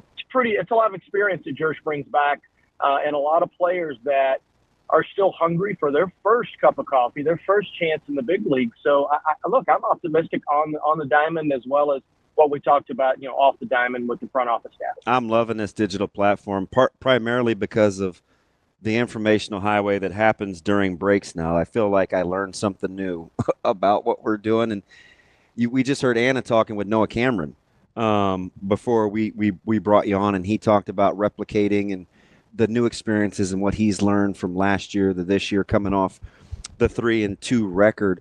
Jersh is so experienced and he's so savvy, MC. How much can or do you reference last year with said 20 bodies that you just mentioned? Yeah, look, I think Jersh turns the page much like just his personality, right? It is because it's the what have you done for me lately? Even yesterday doesn't matter. Now it's about today, and I think any successful baseball player or team has to have that approach, whether it's 162 in the bigs or it's 150 at AAA. You have to be able to turn that page. It's a lot different when you're talking about a 12 or 13 game, 16 game, 17 game football schedule. Each of those games maybe means a little more than 150, but at the end of the year, there could be one of the 150 that did you in. So you really have to focus on today and not yesterday. Martie, I know DB's all dialed in on the baseball part. I'm really just there for the fun and the vibes. So I know you guys do an incredible job with the promotions and fun things to get people out to the park. Do you have like a low key one that you're super? I know you're a big Star Wars guy, so you always like Star Wars night and those ones. But is there one kind of like below the radar you're sort of looking forward to? Yeah, yes. There are three specific promotions. When we got to the end of last year and we got our fan surveys back, again, way before the transition of the sale, when we started digging into our game times and promotions, there's three specific ones. One, we're speaking to a younger audience. We had kind of gotten away from that for 5 or 6 years. So we're bringing out Bluey and Bingo. Okay. I don't know anything about Bluey, but I'm learning. And for those parents that may be listening, we have VIP opportunities. They're already almost sold out, and it's June 6th, so those tickets are going well. And then, go ahead. Can I just say something, MC? As God is my witness, Sure. and you can call our house anytime. The show that Zoe watches every morning when she gets out of the tub is this goddamn Bluey. The first thing that the first thing that I said to her is, and she has no real recollection, but I'm going back to like Caleb and Micah with Peppa the Pig. I'm like, do any of these cartoon dogs and pigs not have accents? Like, what are we doing? And she looks at me. She's terrified. She's like, I have no idea what you're talking about. Can you pass the remote control? That's hilarious. Oh, Martie, this thing, it's in our house every day, every morning. I'm looking at Bluey in this crazy family. Sounds like you need to go out. Sounds like where I know you'll be. Listen, You'll be at the ballpark. I can't believe I got to swim the screenshot. Anyway, I'm sorry. What's number two? What's number two? What are the other two? You mentioned Star Wars. That's too low-hanging fruit. So I'm going to go Harry Potter. It's been a while since we've done that. Ooh, okay. And it's kind of made a resurgence. And there's an opportunity to get a different scarf from each of the 4 different houses. And there's a whole production related to that. So fans can check that out on our website, promotional calendar. And then NASCAR night. We got a partnership with Kansas Speedway for the first time in about 10 years. And that's going to be later in the year, obviously promoting their race in the fall. So, those are three promotions outside of fireworks and outside of we're doing an Alex Gordon bobblehead. Just happened to be the year that he gets elected to the Royals Hall of Fame, Bobby Witt Jr. bobblehead. So there's a lot. There's a lot of fun in addition to bring your dog to the park night, every Wednesday night game. And, of course, on May 1st, we're doing Take Me Out one more time. All right. You think you're slick. I know you. This Harry Potter deal with the scarves, at what point did you think, oh, this is what they do in soccer? Everybody's got a scarf. Was there any intentional overlap there with the whole scarf thing? You'd have to ask Alex and Alvin and Katie on our promotions team. I'm going to defer to them. No, seriously, I guess there could have been. But I think it's more about pop culture wise. Where have we lacked the last 3 or 4 years? I already mentioned like Noah Cameron and obviously with Cordaro, you got, I don't know, Blake Mitchell, obviously Caglione's the big one. How many of these guys are you secretly like, man, just a couple of, let's skip the whole the AA to the majors. I get it, but how many of these guys quietly with what's going on? I think Jack's still in Quad Cities with Blake, but how much do you deep down are hoping that these guys at least get a brief look? Oh, I don't want a brief look. I want them here for 2 or 3 months. I mean, and I tell you, we got our 3 months of Bobby Witt Jr., but it was 2021. That was disappointing from the standpoint that there were still restrictions from New York that didn't allow us to take Bobby to Children's Hospital, get him out in the community to do autograph signings. And he's such a dynamic community guy, and now he's the face of play ball for Major League. So I tell you that because that's really why we want them here. Yes. Do we want to see them perform on the field and on the diamond? Absolutely. But the Royals have good players, good people, in addition to being good players in the system. And we want, them to spend time in Omaha, see how great this community is, and to give back as our front office does. So, yeah, it'd be great when Jag does make a stop here, after AA. Who knows when that's going to be, but the same can be said, as you mentioned, Blake Mitchell. The same can be said for Jensen. The same can be said for Gavin Cross and on down the line. So, yeah, we're excited whenever they do, whether it's a week or whether it's a month or 3 months. We're excited to have them here. Yeah, no disrespect to Gavin. I tell you that Northwest Arc, that they must be loaded up there in AA because they got some talent from the Royals organization. There's a lot of guys with the naturals.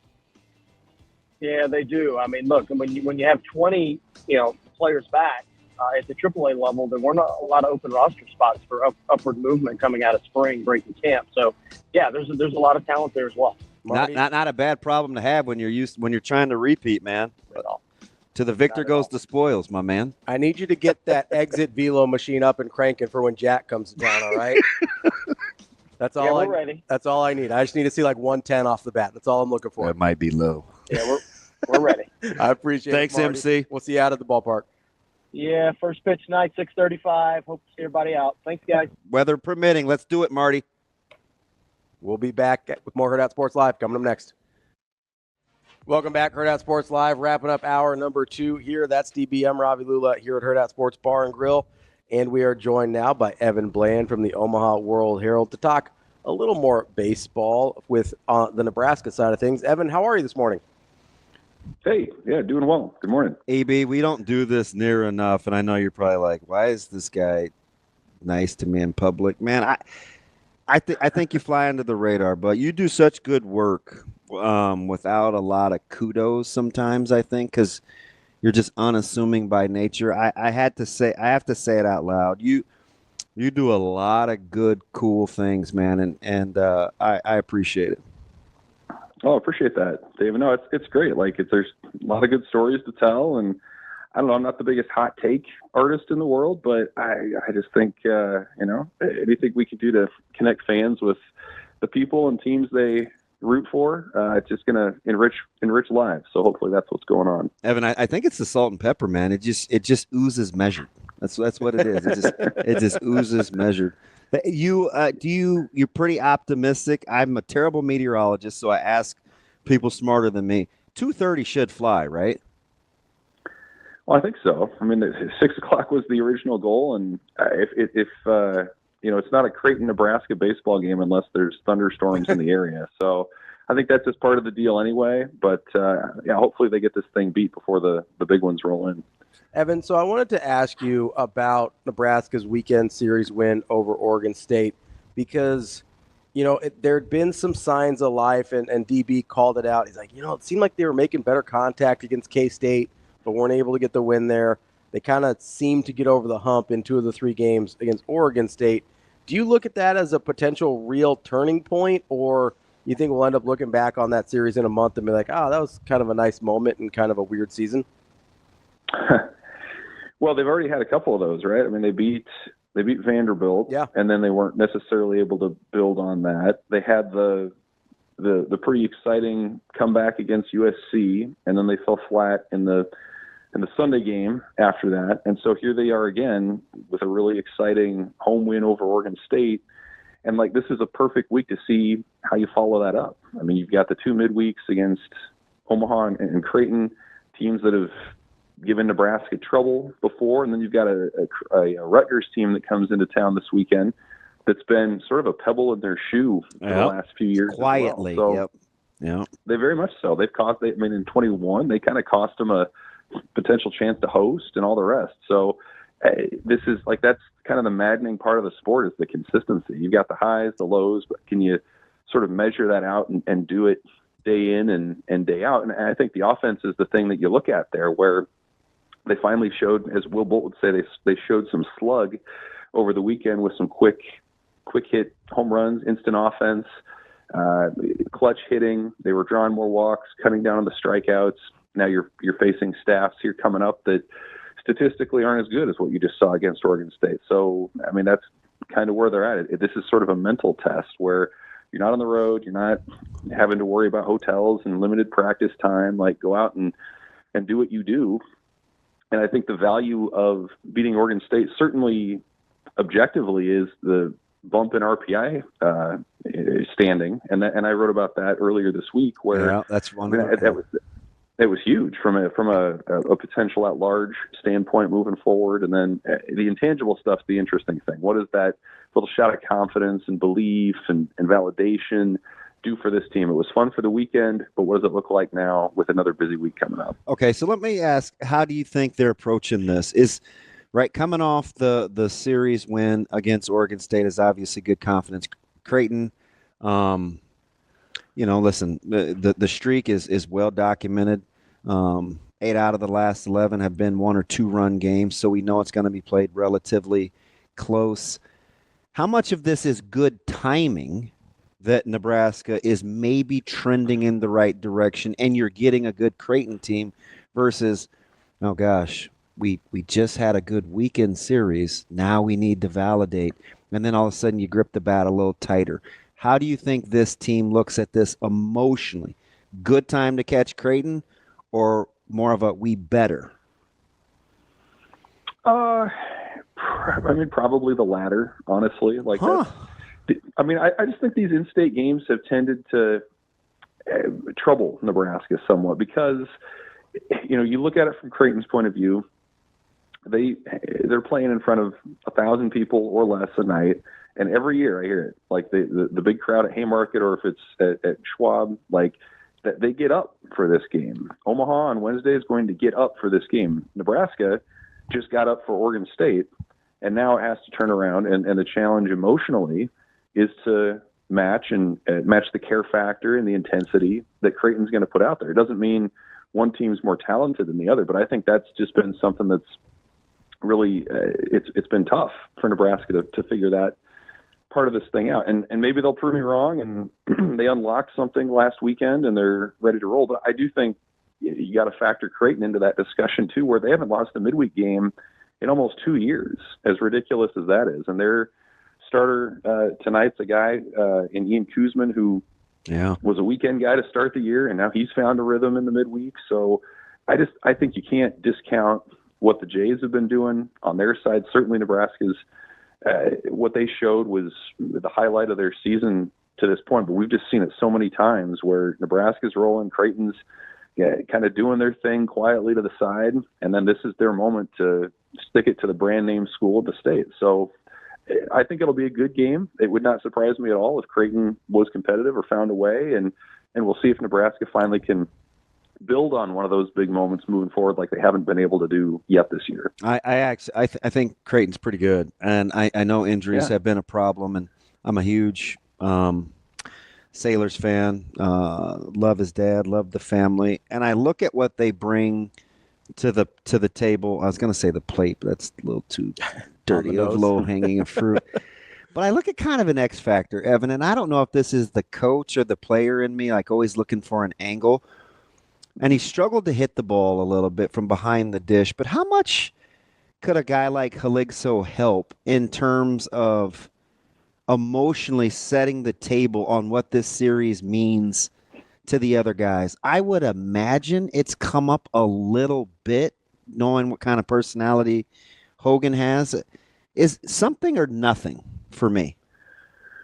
I mean, I think it could be a little something, yeah. And you mentioned all the close games between Nebraska and Creighton the last few years. I mean, Hogan Haligso played a role in that. He's been one of the hotter hitters in those particular games. So for him to be wearing red and white instead of blue is interesting. I don't know that Nebraska necessarily needs a reminder of what this series means or what this rivalry means. A lot of these guys have experienced it and been part of it, but to have one of the guys who was the heart and soul of those Creighton teams of the past in your dugout now to say, hey, let's go get those guys. Yeah, I think that can provide a little bit of an emotional spark. And, Haligso just had one of his better experiences as a Husker this last weekend too, hitting a home run on Sunday. And he's been off to kind of a slow start with the bat. He's been pretty good behind the dish. So, maybe this is one of those things, even on an individual level, that shakes something loose for him and gets him going a little bit and allows him to relax and have a little bit more fun and be a productive bat in the lineup for the next part of the season. But I do think, like, in general, like, this is such an interesting game to gauge the temperature of where this team's at emotionally, because again, like anybody can get up for the top 5 team in the country coming to your place and trying to battle all weekend. It's a different animal to do it on a Tuesday afternoon when, you know, it's kind of overcast and might be spitting a little bit. And like, can you bring that same intensity and energy? And I think Huskers and that experience, yeah, it can only help Nebraska in that regard. Evan, who do you sit there and look at when on Nebraska's lineup or their pitching staff where you say, hey, I know this guy's better than this. We need X, Y, and Z person to perform the way we know they're capable of for Nebraska to actually turn the corner on this thing? Well, I mean, I'd start with a guy who's been out for the last month or so. That's Tucker Timmerman, who took that one hopper to the face against Vanderbilt in late February. He's on the way back, whether that's this week or maybe in a week or two. I mean, he's going to provide an instant boost to that bullpen. And I mean, he might be their first, second, third most trusted arm in relief. So that's going to be pretty key. And then I think you could point to a lot of guys on offense. I mean, whether you're talking about some of these transfers that have come in with really strong track records like Huskers, like Cale Frost, can those guys get going? You know, Gabe Swanson obviously has struggled mightily, but we've seen what he can do. I mean, we've seen him go on epic heaters before. 2 years ago, he was an all Big Ten type of guy. Last year, obviously, the way he ended the season was critical for what Nebraska did. So you could point to like 5 or 6 guys, I think, in the lineup. Max Butenbach, if he gets a chance to play every day, like he had a monster summer and had the big hit, the 3-run home run against Oregon State. So I think there are a lot of guys there. And then on the mound, I mean, you feel good about Will Walsh on Friday, but I still think you're probably not totally set on what your rotation is going to be the second half of the year. I mean, Ty Horn struggled. Jackson Brockett hasn't given you a ton of length. So do you mix those guys up a little bit? Do you go to Carson Yassa at some point? I think he's got the ability. Oh, he's got good stuff. Guy. Yeah. Absolutely. Like tonight's a perfect example of like if Yassa goes out and throws a quality start and strikes out 8 guys, like that's the kind of performance that can move you into a Saturday role next week when you go back into the Big Ten. So I think that part's a little bit unsettled at this point as well. So a lot of guys who've shown it elsewhere, who maybe have some experience, who've been key pieces of winning Nebraska teams in the past.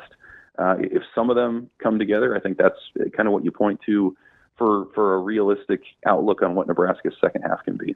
So let me ask you something, because a lot of people, we talk about Swanson a lot over the last couple of years, but his body of work says he's more streaky than anything else. And now he's gotten back-to-back slow starts during the season. You mentioned how he picked up. If we were going to kind of do some word association with Swanson, because he always comes up as a guy that's got to get it going, do you think now this is just kind of who he is, or do we still revisit 2 years ago in terms of his hitting prowess? We just wait for him to get hot, or is he a good hitter? I mean, when he's going, yeah, he's maybe the best hitter on the team. I think for him, like you talk about word association, for me it's confidence. Like his best full season was 23 when he had the quietest 18 home runs that Nebraska baseball players maybe ever had, behind Bryce Matthews and Max Anderson.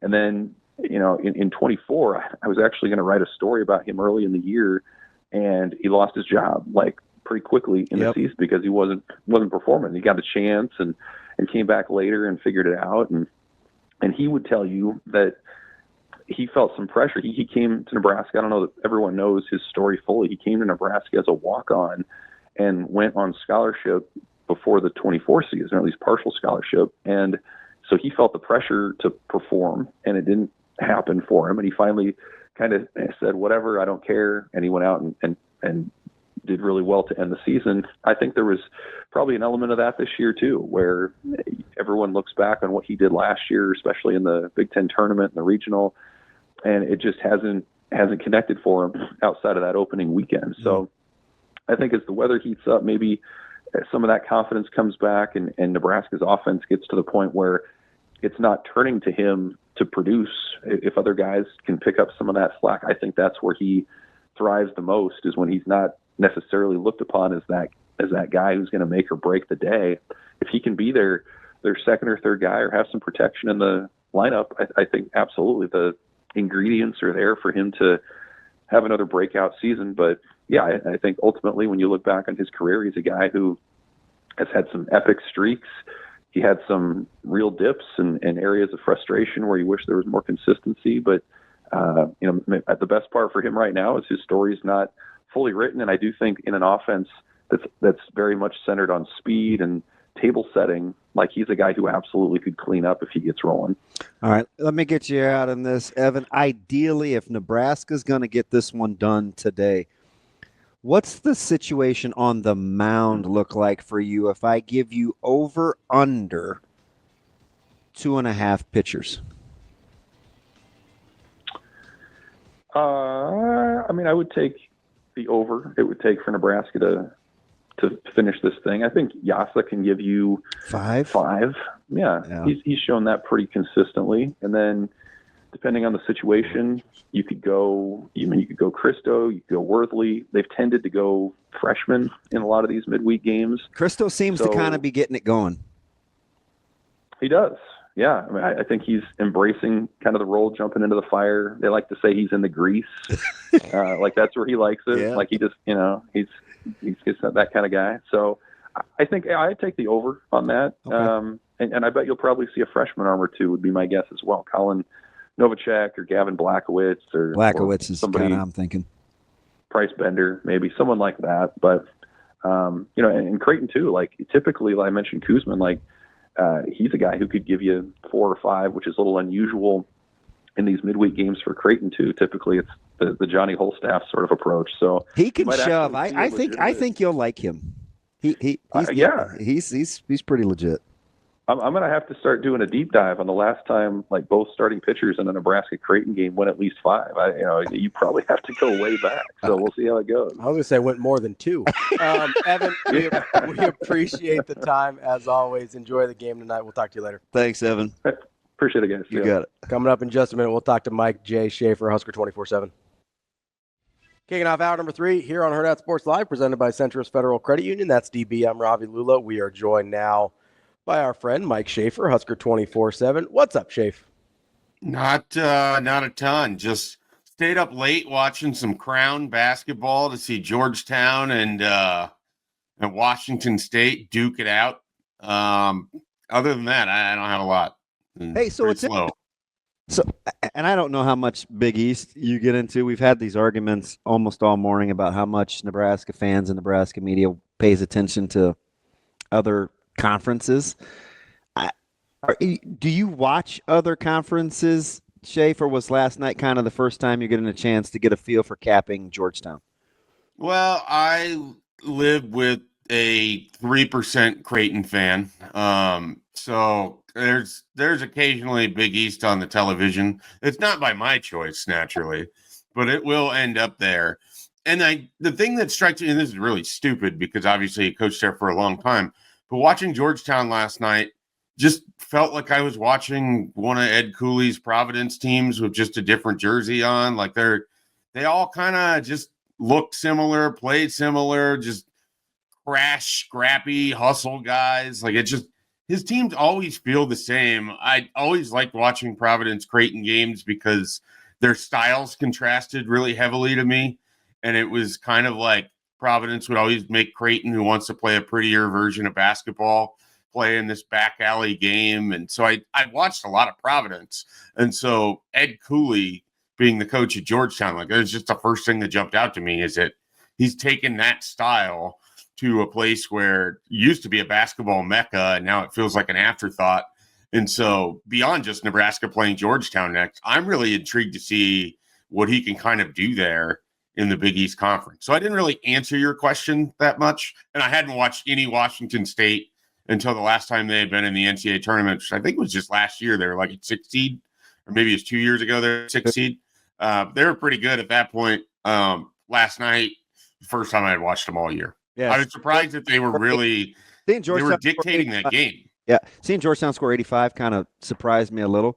But I told Ravi, and we shouldn't be surprised, you watch Georgetown, and they'll be the more talented team than Nebraska coming up. But it's just weird how they don't always play like that. So I was kind of just getting your thoughts because, I mean, they've got a lottery pick. They had a freshman of the year last year, although it was at an Ivy League school. Like, they're plenty capable. It's just seeing them score 85 caught my eye last night just because they don't always offensively look very efficient. I can't remember the guy's name. Malik, help me out here. Malik Mack. I mean, he was on fire last night. I mean, he is a really, really talented guy coming out of the Ivy League. I would tell Ravi all year, I'm like, I used to talk about this guy all the time when he's at Harvard, and it's just like he just hasn't been that guy. But when he's capable, Schaefer, like you saw that last night, he's plenty capable. I don't know who on Nebraska can guard him consistently. Like, he's going to be a problem. Apparently, and then they crash rebounds, and that's going to be a problem. And I don't know that you can get away with playing. And I thought he played well in long spurts, but I don't know that you can get away playing Cale Jacobson as much as they did yesterday against this Georgetown team, because athletically they're in an entirely different class than where Arizona State was. So were you real time when you're watching this, or were you thinking, oh, Coach Weber, good job adjusting with the small lineup, it's going to give you a chance? Or were you like, this feels like we're not taking this very serious? Like, real time, what were you thinking? Oh, I definitely didn't think the second. I thought that he was matching up with the fact that once Phillips went out of the game, they didn't have to go big the rest of the game, and they were content to play small. I think Nebraska was always playing the long game in that Arizona State was down several starters. They had a short bench. They didn't want to get deep into that bench. I mean, I thought with probably, I don't know, I'd have to look back at the timestamp of when I sent a text in a group text, but I thought Arizona State's legs were starting to go in that second half, and I thought Nebraska was just, going to outrace them to the finish line. Like, I kind of feel like that was Nebraska's strategy for much of that game, is just, attack, and keep playing hard, because Arizona State's going to struggle to put together 40 minutes here. Keep yourself within striking distance, and then you're going to be able to run away with it. And that's effectively what they did. And they played better defense in the second half and forced those turnovers, ran out baskets, got easy baskets. Bryce did his thing early in the first half with some critical shooting that Nebraska wasn't getting until Connor Esiason showed up in the second half. So I thought they took it seriously. I thought Nebraska's strategy was to wear out Arizona State, and I thought that was effective by the end of it. So, Schaefer, you mentioned Connor Esiason there, and I'm kind of curious what you're thinking in the moment as he starts to heat up in the second half. And I couldn't help but think back to his last performance that obviously didn't go well for Nebraska against Iowa. Just what are you processing as we kind of finally got to see the Connor Esiason, or a version of Connor Esiason that we sort of were always waiting for? Yeah, I mean, I think he's been the guy who scored the points last night before. I mean, he had the big game against Penn State. It just unfortunately didn't matter because Nebraska fell in a giant hole and could not climb out of it. But he's talented. Like, there's no question that he can help your basketball team. The issue has been that in situations where Nebraska needs that critical three-pointer, the Ohio State game comes to mind. He made a couple of those. But then obviously you have the Michigan example. You have a couple other ones, throughout the back half of this season. I'll be interested what he looks like with a different version of Nebraska basketball next year with Rink Mast involved. If that helps him out a little bit, if there's another shooter on the outside that can do that. But I also think you're going to lose a lot without having Bryce and Jawan too. So I am very interested what they can do for Connor Esiason. I have no doubt that Fred Hoiberg can create the shots for him. It's just if he can find the consistency to knock down ones, and then more than that, if he can hit big shots late in games. And he turned it on late yesterday, and hopefully he has a great performance the rest of the week, against Georgetown. If they win, continues on, carries it into next year. He's going to be a critical player for Nebraska. How impressed, or what I guess I have to go back to what your initial thoughts were, that Bryce seemed to be so dialed from the jump, given kind of what he's accomplished and where he is in his career and then playing in the Crown. Like, what were your thoughts about what you thought you would get versus the guy we saw come out and play well last night?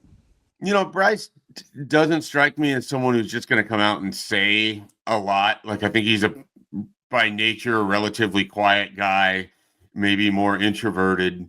But I think he clearly cares a ton about Nebraska. He clearly cares a ton about being competitive.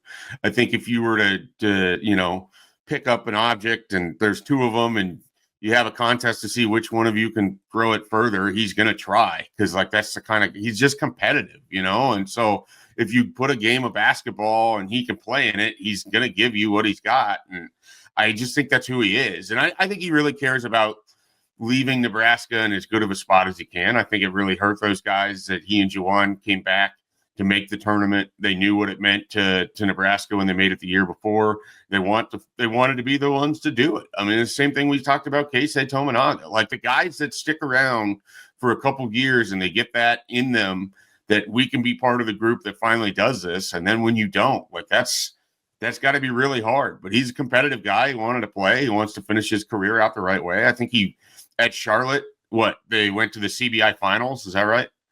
And then he's in the NCAA tournament last year, and now he's in the Crown. Like, this is a guy that he played his best basketball at the end of his Charlotte career in the CBI, and leading up to that, he played his best basketball at the end of last season, helping Nebraska get to the tournament, and how well he played in the Big Ten. And then in the tournament game, he's playing his best basketball, I suspect, again here in the Crown, because that's just who he is. Like, he's a competitor. Chips are down. He's going to compete.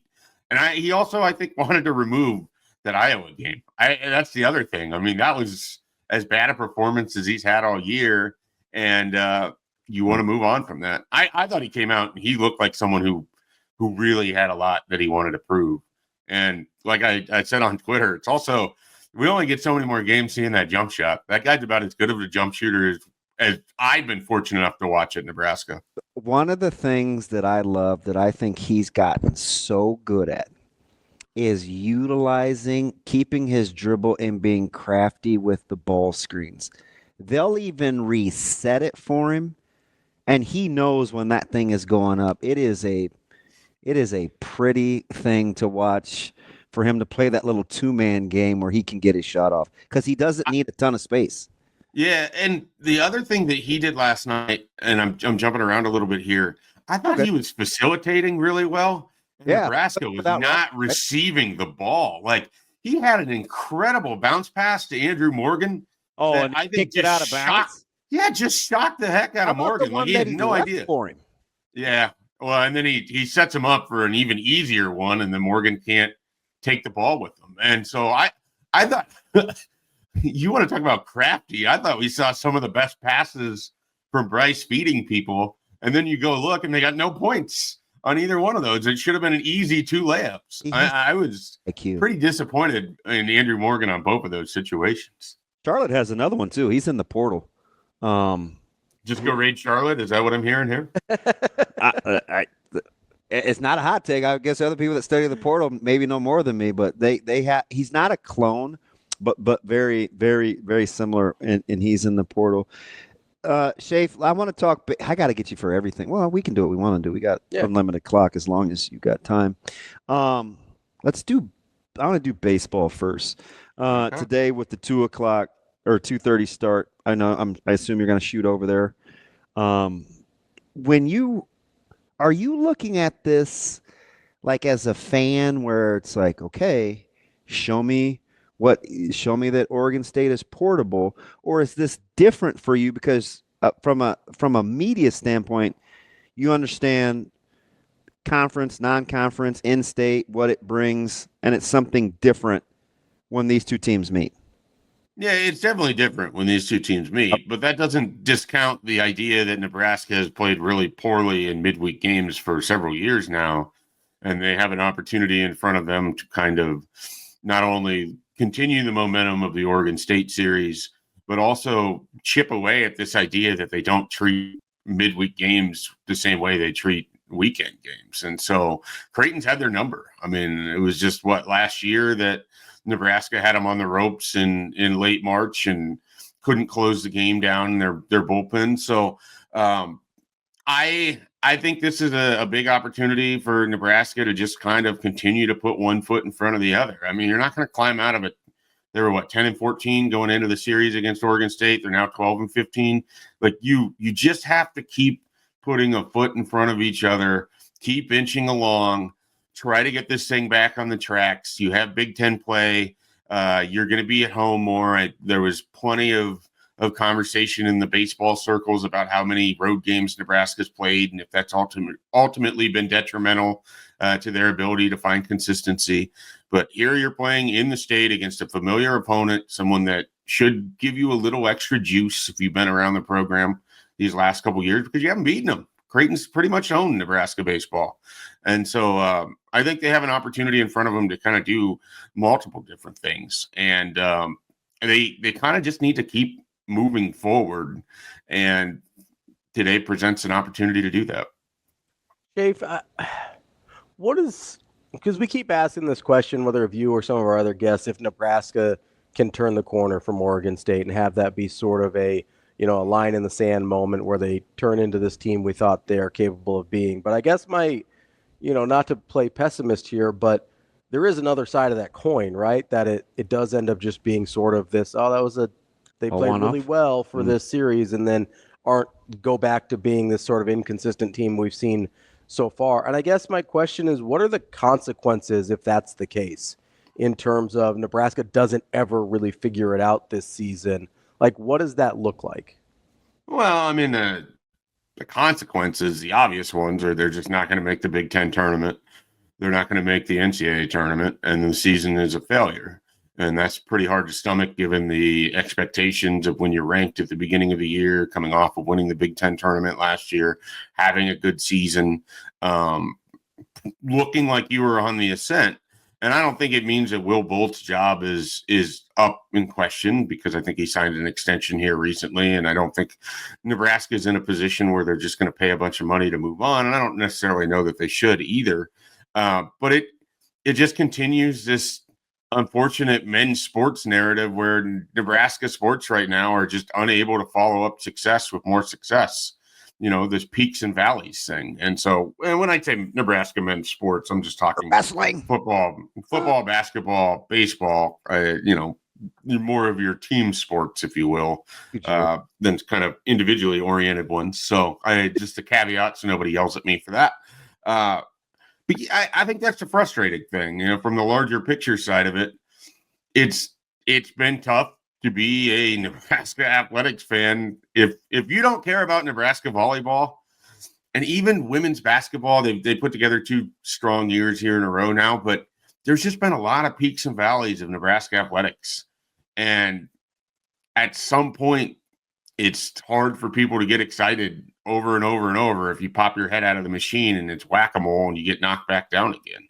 And so baseball has an opportunity here the rest of the season to prove that they're not this inconsistent bunch. But if ultimately, I think it's more likely that they are inconsistent. I think it's more likely that they can't build off of that Oregon State series.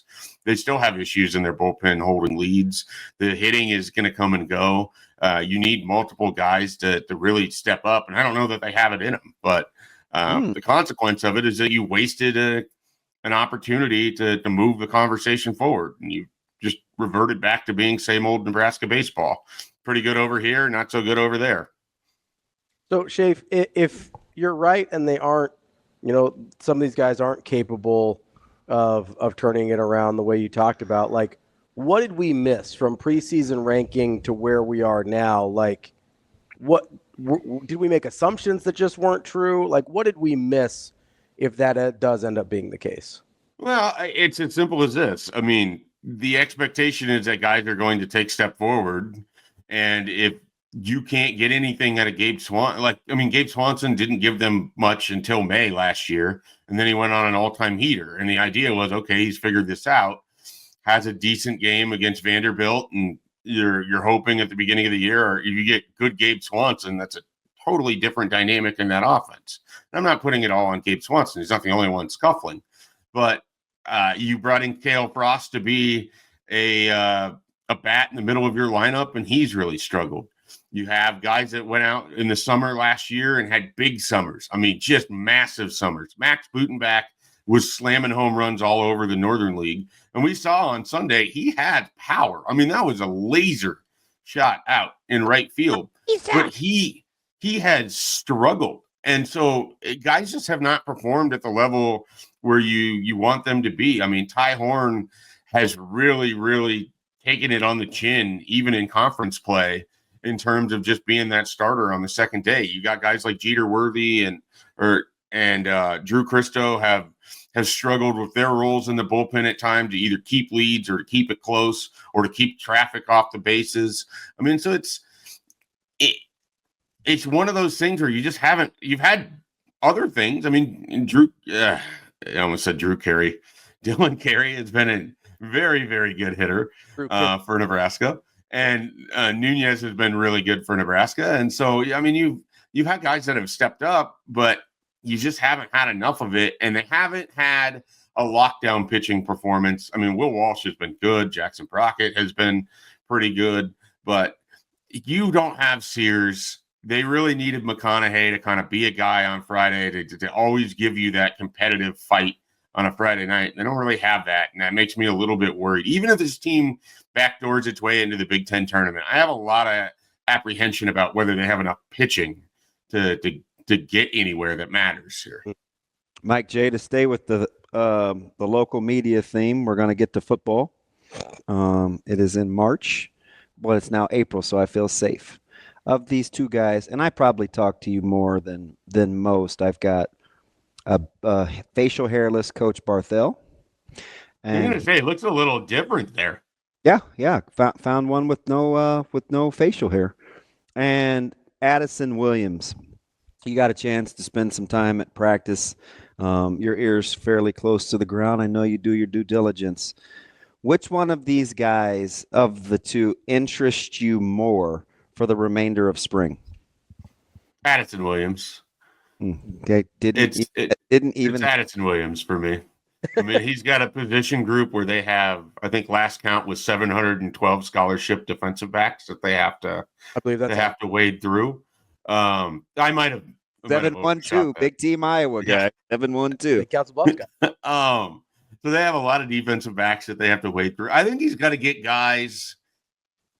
I want to, and I don't know what exact position Deshaun Singleton is going to play.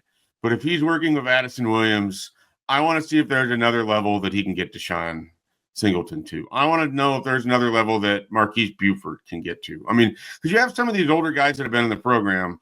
C.R. Wright's only been here for 1 year, but he's an older guy. Like, is there more for some of these veterans? Or are we at the point where they maybe be bumping their head on their development ceiling, and you've got younger guys that could be more interesting or that you're going to have for a lot longer? And we're going to get into that sort of awkward conversation of, is Nebraska better if they're letting guys learn on the field, or are they better letting guys that maybe don't have a lot more upside, but have all of that experience? Like I use Malcolm Hartzog as an example. With how liberally they substituted and moved guys around in the secondary between those first two groups, they may be close to what you're thinking, right? Well, as the rhetorical question. My thing is, if you're, and this is really hard because I don't want to pick on any one player, but if we're talking about Malcolm Hartzog, and we all watched him make multiple mistakes in games, and then he'll be there for an interception or something. So you get the kind of the peak and valley again in an individual player like that. But would you be better if you're Nebraska trading out some of the veteran experience of a Malcolm Hartzog if there's more upside for some of these younger defensive backs? And they might make mistakes, but so is Malcolm Hartzog. And he at least has been given the opportunity to make mistakes and then see if he can still come through here. I'm at the point where I'm a little interested to see if there aren't some younger defensive backs that can push these older guys who might find themselves without defined roles, even though they're veterans, even though they were single-digit guys, things of that nature. Like I just don't think because you came back for an extra year that you're necessarily going to be better than what they have in that room. that's sort of where I'm at, and that's why I think Addison Williams is the more interesting of the two for me. You know, Schaefer, it's funny because that's sort of where I was at last year, especially when they were struggling. I kind of just want to say, hey, like, I get these guys have veteran presence. I get these guys are more experienced. We're losing games with them out there anyway. I'm with you guys. I kind of like I see, Donovan Jones is in the mix. I mean, Caleb and Buford practically wrote. I mean, I see some of it, but I think you started out saying something interesting, Schaefer, And then I completely ruined it. I do that a lot. No, you went broad. I'm going to narrow it down with just Singleton and in particular, where you started out by saying, if they find something for him to do. Did you pick up on what Coach Rule said in the presser when talking? Which is why I want to hear from Butler today. To use him somewhere to better meet his physicality, I think. Yes. Paraphrasing it a little bit. You caught that. that. I mean, I wonder if he's going to be in an Isaac Gifford role, or you slide him down, maybe even a Javin Wright situation. You mean Gifford from like 2 years ago where they got Yes, not last year's Gifford. Okay, got you. I do wonder if there's something that they can do, because he's a physically pretty gifted guy, and he can hit. And it's not that he lacks instincts, because one of the smartest plays anyone made all of last year was, I think it was 3rd and short against Rutgers, and he came across the back of the formation, drilled the wide receiver or tight, whatever it was, 2 yards short of the end zone.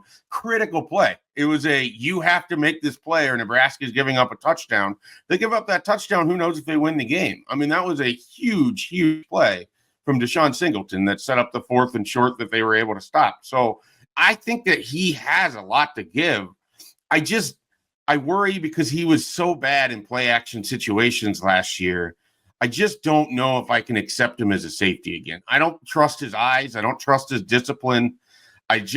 There's something that didn't line up for me last year. And I found myself out on the idea that just because he came back, he should be one of Nebraska's safeties. So I am very open and interested to seeing him used in different ways. The only thing I really want to see out of the secondary, Schaefer, is I would love to see those guys play as fast as they test.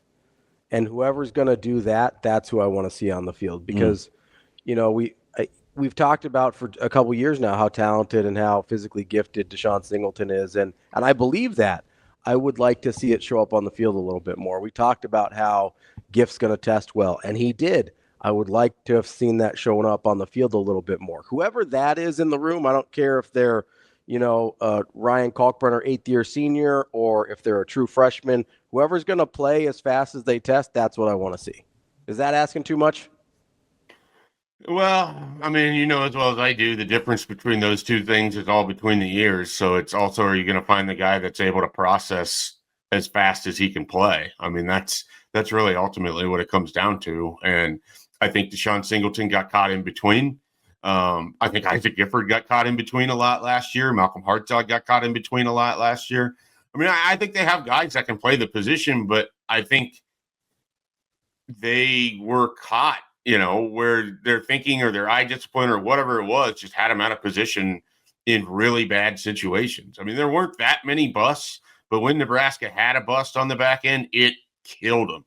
They just couldn't survive it. And so, I don't know who those guys are. And that's why I don't want to just assume because someone's been a starter for 3 years that he's going to be a starter in this secondary. They have fresh eyes all over this program. This all happened for a reason. If he wanted to run a bunch of things back, Matt Rule sure could. But he brought in people from the outside perspective to get a fresh look on this. And if Phil Snow sees something different, if Addison Williams sees something different, these are guys with defensive coordinator experience and a lot of coaching experience. So I'm very open to however things go in the secondary. I'm not married to the idea that just because someone's got experience, they need to be playing back there. Jay, if you're the least of the Kool-Aid drinkers, I think I know. So the next time around for you, what are you kind of trying to see if it was true or not the first time around? Or are you going back with something different in mind? It really, we're just at the mercy of what section of practice we're able to watch, I mean, so I would love to see more live stuff between the defensive line and the offensive line, and we didn't really get that. So, I mean, for me, some of my takeaways are just very generic. Hey, that guy looked like he spent the offseason lifting weights and doing stuff and being active while I sat on my couch for 4 months. So, like those are some of the takeaways that you have. I want to see, if I got to pick and I could watch a group go live, I want to see a lot of those young offensive linemen. I find myself intrigued by where Nebraska's at with its offensive line. I find myself wondering how much some people might just think I'm nuts for this, how much they actually miss most of the guys that aren't there on the offensive line this spring, how much they really need some of them. And again, like, I think a Gunnar Katula could absolutely help. But after that, I don't know. I'm really intrigued by this offensive line. I think a lot of how we feel about Nebraska by the end of September is going to be based on kind of how that group comes together and the way that they can create space for Emmett Johnson. I really think that's a lot of this, and so I'm intrigued to see who's able to step up for him. Hey, Schaefer, were you cool? Were you cringing, cool, innocent bystander watching local media yesterday? Everybody secretly had thoughts. You have any public? I was very unaware about all of it until later in the afternoon. I was late to the game too, man. I feel disappointed. Which is good, because you see stuff like that, and I don't need to participate, and I'm certainly not going to choose sides because I know both of them well enough. Actually, right. All three of them well enough. So I'm more than happy to stay out of it. I see all points of view. So that's my very political fence-sitting answer. Oh, I love it. The diplomat, Mike Switzerland Schaefer. What the? You're not going to get that very often, but in this case. No, I'm just kidding. Schaefer, we appreciate it. All right, see you later, buddy. All right, guys, have a good one. Thanks. More Hurrdat Sports Live. Coming up next. Welcome back, Hurrdat Sports Live. That's DB. I'm Ravi Lulla. We are live from Hurrdat Sports Bar and Grill. And just like DB and I have a great partnership, so does Centris Federal Credit Union with Green Path Financial Counseling. They provide free financial counseling to any of their members so that you can marry their services with the education you need to make wise financial choices. It's centrisfcu.org to find out more. That's centrisfcu.org, federally insured by NCUA. DB, we just saw some interesting changes come down in the NFL. I am reading currently. The NFL owners they voted to approve some rules changes. The touchback spot from the 30-yard line now goes to the 35-yard line. But how about this with replay and how it's going to work? That's the one that I'm very confused by. Owners also approved proposals to expand the league's replay assist system. Sources told Schefter the on-site replay official will be permitted to reverse flags that are thrown for hits to defenseless players, along with fouls for face masks, horse collar, tripping, running versus roughing the kicker. The replay official will not be permitted to call a penalty for a play in which no flag was thrown. See, and I don't know what to do with that exactly because that's interesting. I understand looking in things in real time versus slow motion, and they're different, right?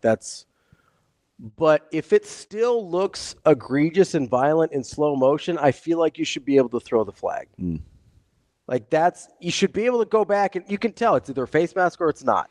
If you miss it in real time, why can't you go back and get that? All right. So are you for how much legislation do you want real time though? Well, so that's the problem is what you lean on now is the same thing you see like in basketball or whatever. They'll make a call, throw it and figure it out later, which I don't like. Well, they adjusted to not blowing the play dead for fumbles. Yeah, that's fair. But I also think that it often causes some unnecessary confusion when it's pretty clearly a play is dead, and they're like, well, we're just going to let this run out and see what happens. In fumbles, I get it because it's a live play, so you can't go back and get it. I don't really understand it with penalties. I don't understand why you can't, like a subjective penalty, like a pass interference or something like that. That one's really tough. And they tried to do that one for a minute, and they're like, it's not really working out. But face mask is pretty clear cut. Horse collar is pretty clear cut. Tripping, pretty clear cut. The only one that's a little subjective in there is the defenseless receiver. But again, that's one, if you are going to pretend to care about player safety, you should be able to throw a flag on that one retroactively. If a coach goes, hey, my guy got hammered there, go look at that. You should be able to go look at it. Yeah. And reward. I'm a little surprised. Yeah, like that's I don't know. I don't like knee jerk. I always want to get it right. Mm-hmm. Like that's my initial thought. I have to think about it a little more though. You know what I mean? Because I also don't. I don't want to. I am glad though you can't call a penalty for something that you didn't originally see. Yeah, Are you serious? There's some things you got to go back and get. Yeah, I think I like that. So here's the problem though. But I've seen this before, right? Yeah. Somebody will replay a play, and it looks like PI. It's not, but then they'll get you for like a face mask. Right, but if you grab a guy's face mask, they should be able to call that. That's part of the game. Come on, man. Like, there's some stuff I agree. If you don't want to go back and get PIs, I get it. And holding should be off the table because that's a messy one, right? Even if you want to go as far as defenseless receiver being off the table, I can accept that. But like face mask, tripping, and horse collar are very easy.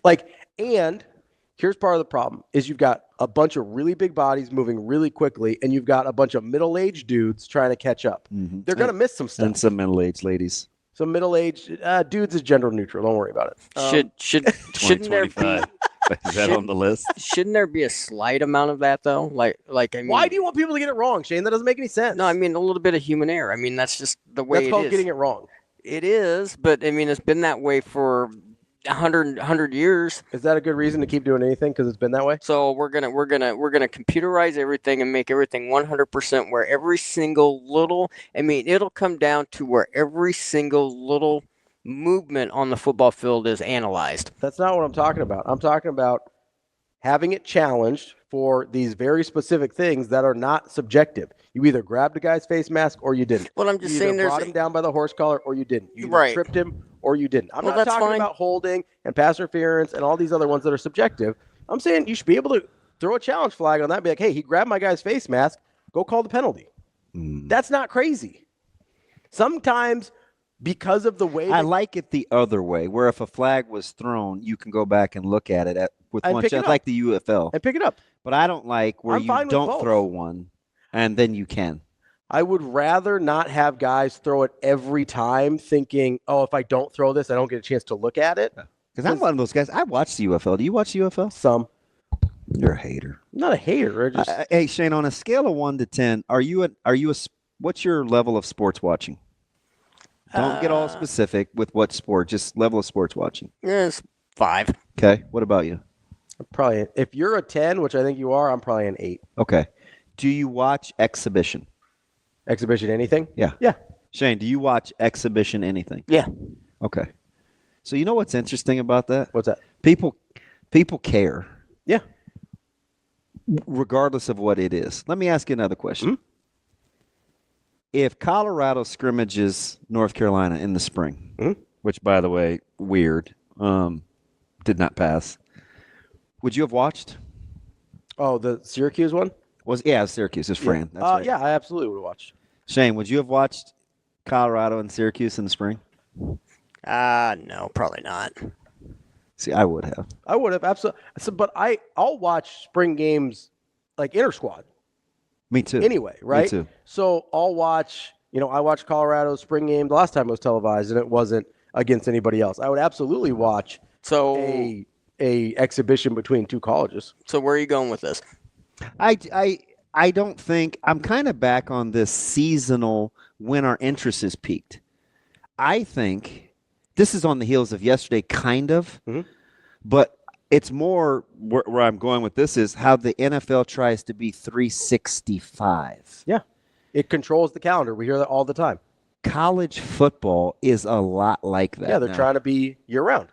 It's just And it's been that way with a while with recruiting and all, and but it's kind of crept into, and it started with kind of a negative connotation about no downtime and the calendars overrunning in December. Mm-hmm. I just find it interesting now how, again, on the heels of revenue sharing, the Big East or football conferences versus non-football conferences, how depending on what school you're at, is this going to be an advantage or a disadvantage if you're not on the 365-day frontal lobe calendar? Yeah. It's going to be harder for more casual fans, I think. It's going to be interesting. It's going to be harder for people to catch up. The other thing is I was having this conversation with a friend of mine that's a Creighton basketball fan, and she was like, I hate this part of the season because I don't know who's going to be on the team next year. And I go, that's the new phase. And I go, I love it because you get this. I find it exciting, but I've always liked transactions in sports, right? I'll go all the way back. You like free agency and stuff like that? Yeah, I used to be back when it was a bigger deal, MLB trade deadline. I loved it. MLB trade deadline was a ton of fun, especially when like early internet days and you're on like rotoworld.com trying to figure out who gets traded. I would update my games manually on and like systems? the platforms. Yeah. Now it's like it happens. It's archaic. They do it real time for you. But that was always a big deal. My buddy Brian and I, we'd look at the free agency, the NBA trades, and we wanted to keep and you could put the memory card in and we say, hey, are these the updated rosters or not? Like that was the thing. I liked all that. I was an early adopter of recruiting. I love figuring out who's going to be on the team, trying to figure out, and part of it's one of the only things from like my coaching past that I think kind of still sticks with me. I like trying to do the evaluations and be like, I think that guy's going to be good, or I don't know about that guy over there, or I really like his measurables. Let's see if we can figure it out. I like doing all of that. I like doing the deep dives. I mean, I was texting you this weekend, like joking, but half serious about like, I'm scouting point guards for Creighton. No, you weren't joking. No, he landed at Michigan, but I kind of liked him, but he changes Michigan's trajectory quite a bit. Yeah, Cadeau, we're talking about Elliot Cadeau, by the way, because that's the guy. I was like, hey, what do you think about Cadeau? And I never even heard Creighton was interested. I'm just going through point guards, and like, who would I like? So it's kind of a silly exercise, but I like that part of sports. I like scouting. I like evaluating. I like sort of figuring out roster building and all this sort of stuff. That part interests me. So I like off seasons. I remember 3 or 4 years ago, I asked this question out loud. In my former life, I said, do you think Nebraskans are prepared? They want to win. This was on the heels of, hey, man, we just want to win. Urban Meyer's name was coming up for like this. This is all in the mix of things. Like, what would we do if we could just win games? And I asked the question out loud. And I said, are we prepared for the processing of players in and out of the program? Oh, yeah, I remember this. Right? Yeah. For the sake of winning and you not having a chance to get familiar with guys or to say, hey, man, at least they got their degree. This was pre-COVID. Yeah. I said this. Yeah. I still don't think we've transitioned. And we've had time. Yeah. I think there's some people who are probably never going to be okay with it. That's just a part they're always going to struggle with. They'll like it on Saturday still, but it'll just be a lot different for them in how they kind of process and feel about things. And maybe we haven't had to deal with it yet because both the teams that you cheer for, Nebraska football, is still doing it. Like the bulk of their roster is guys that they went out and they're developing. Yeah. The other team that you love, Creighton, the bulk of that roster highly developmental. is highly developmental. Yeah. So you haven't really had to transition not fast. Really. Not really. Now, there is another team that I like and root for. Florida State. In Florida State that has done a lot of that. Yeah. Right? A lot of roster turnover year by year. Norvell still has not figured out how to recruit a high school quarterback. So it's figuring out plug and play every year. I think, Ravi, I think with both these sports, college and the NFL, they're going to be 365-a-day-year sports. Which I like. They just are. I think, and I don't know what that means for basketball in March or, listen, you think I don't want to talk like the last two spots in the NHL in the Eastern Conference? Yeah. Sure, I'd love to. Yeah. I just don't know when now. Yeah. What's my favorite sport? Baseball. Baseball. Yeah. When do we talk baseball? You think I don't want to talk baseball? Yeah, I've been trying. I've wanted to. Been trying to I see it every day. Get picks in for the. I see it every day on the write-up. And what do we end up on? Something else, right? We end up on something else. It's the same way. Like, I love the NBA. I love NBA free agency. I think the player movement in the NBA is fascinating. Well, and it's gotten so much better now too because big names move. Yeah, that's part of the reason I like the NBA and their transaction market is because it's not. That's why the MLB trade deadline isn't as sexy anymore, right? You don't really see the big names moving in season. You just do in the off season now. But although, don't think I'm not already starting to look at some of these starts for teams about guys that'll be available at the deadline. Talking about one Rafael Devers. Brewers, I'm looking at you. A couple young arms on that staff. Yeah. Well, somebody's going to make a play for Yelich at the deadline. Oh, 100%, and they should. But I don't know. I'm not picking on the Brewers because I love Lane Grindle, but but you picked him as a regression candidate. Yeah, and that's a. But there's also two teams that I like in the Central that I think will be better. Cardinals and Reds. Cubs. Oh. I'm not on the Reds hype train. Okay. Some people are. Yeah. I'm not on the Reds. I'm on the Cardinals and Cubs. I don't have a really good reason in terms of overall roster. I really like Ellie De La Cruz, and I love Tito Francona. He's unbelievable. Ellie or Tito? De La Cruz. Yeah, he's incredible. And now he's swinging a torpedo, and he just goes for 7 ribs. He may never miss again. You may never get him out again. Be terrified to play third base. Oh my God! Yeah, I want nothing to do with that. I'd be playing that softball rover spot if I'm on third base. I'm in the grass. Like, get out of here. That dude, and you're not throwing him out anyway because he runs faster than anybody in the league. Like, that dude's unreal. Yeah, I used to see guys like Sailors playing. Nolan's dad. Yeah, be playing third base in like shallow left field.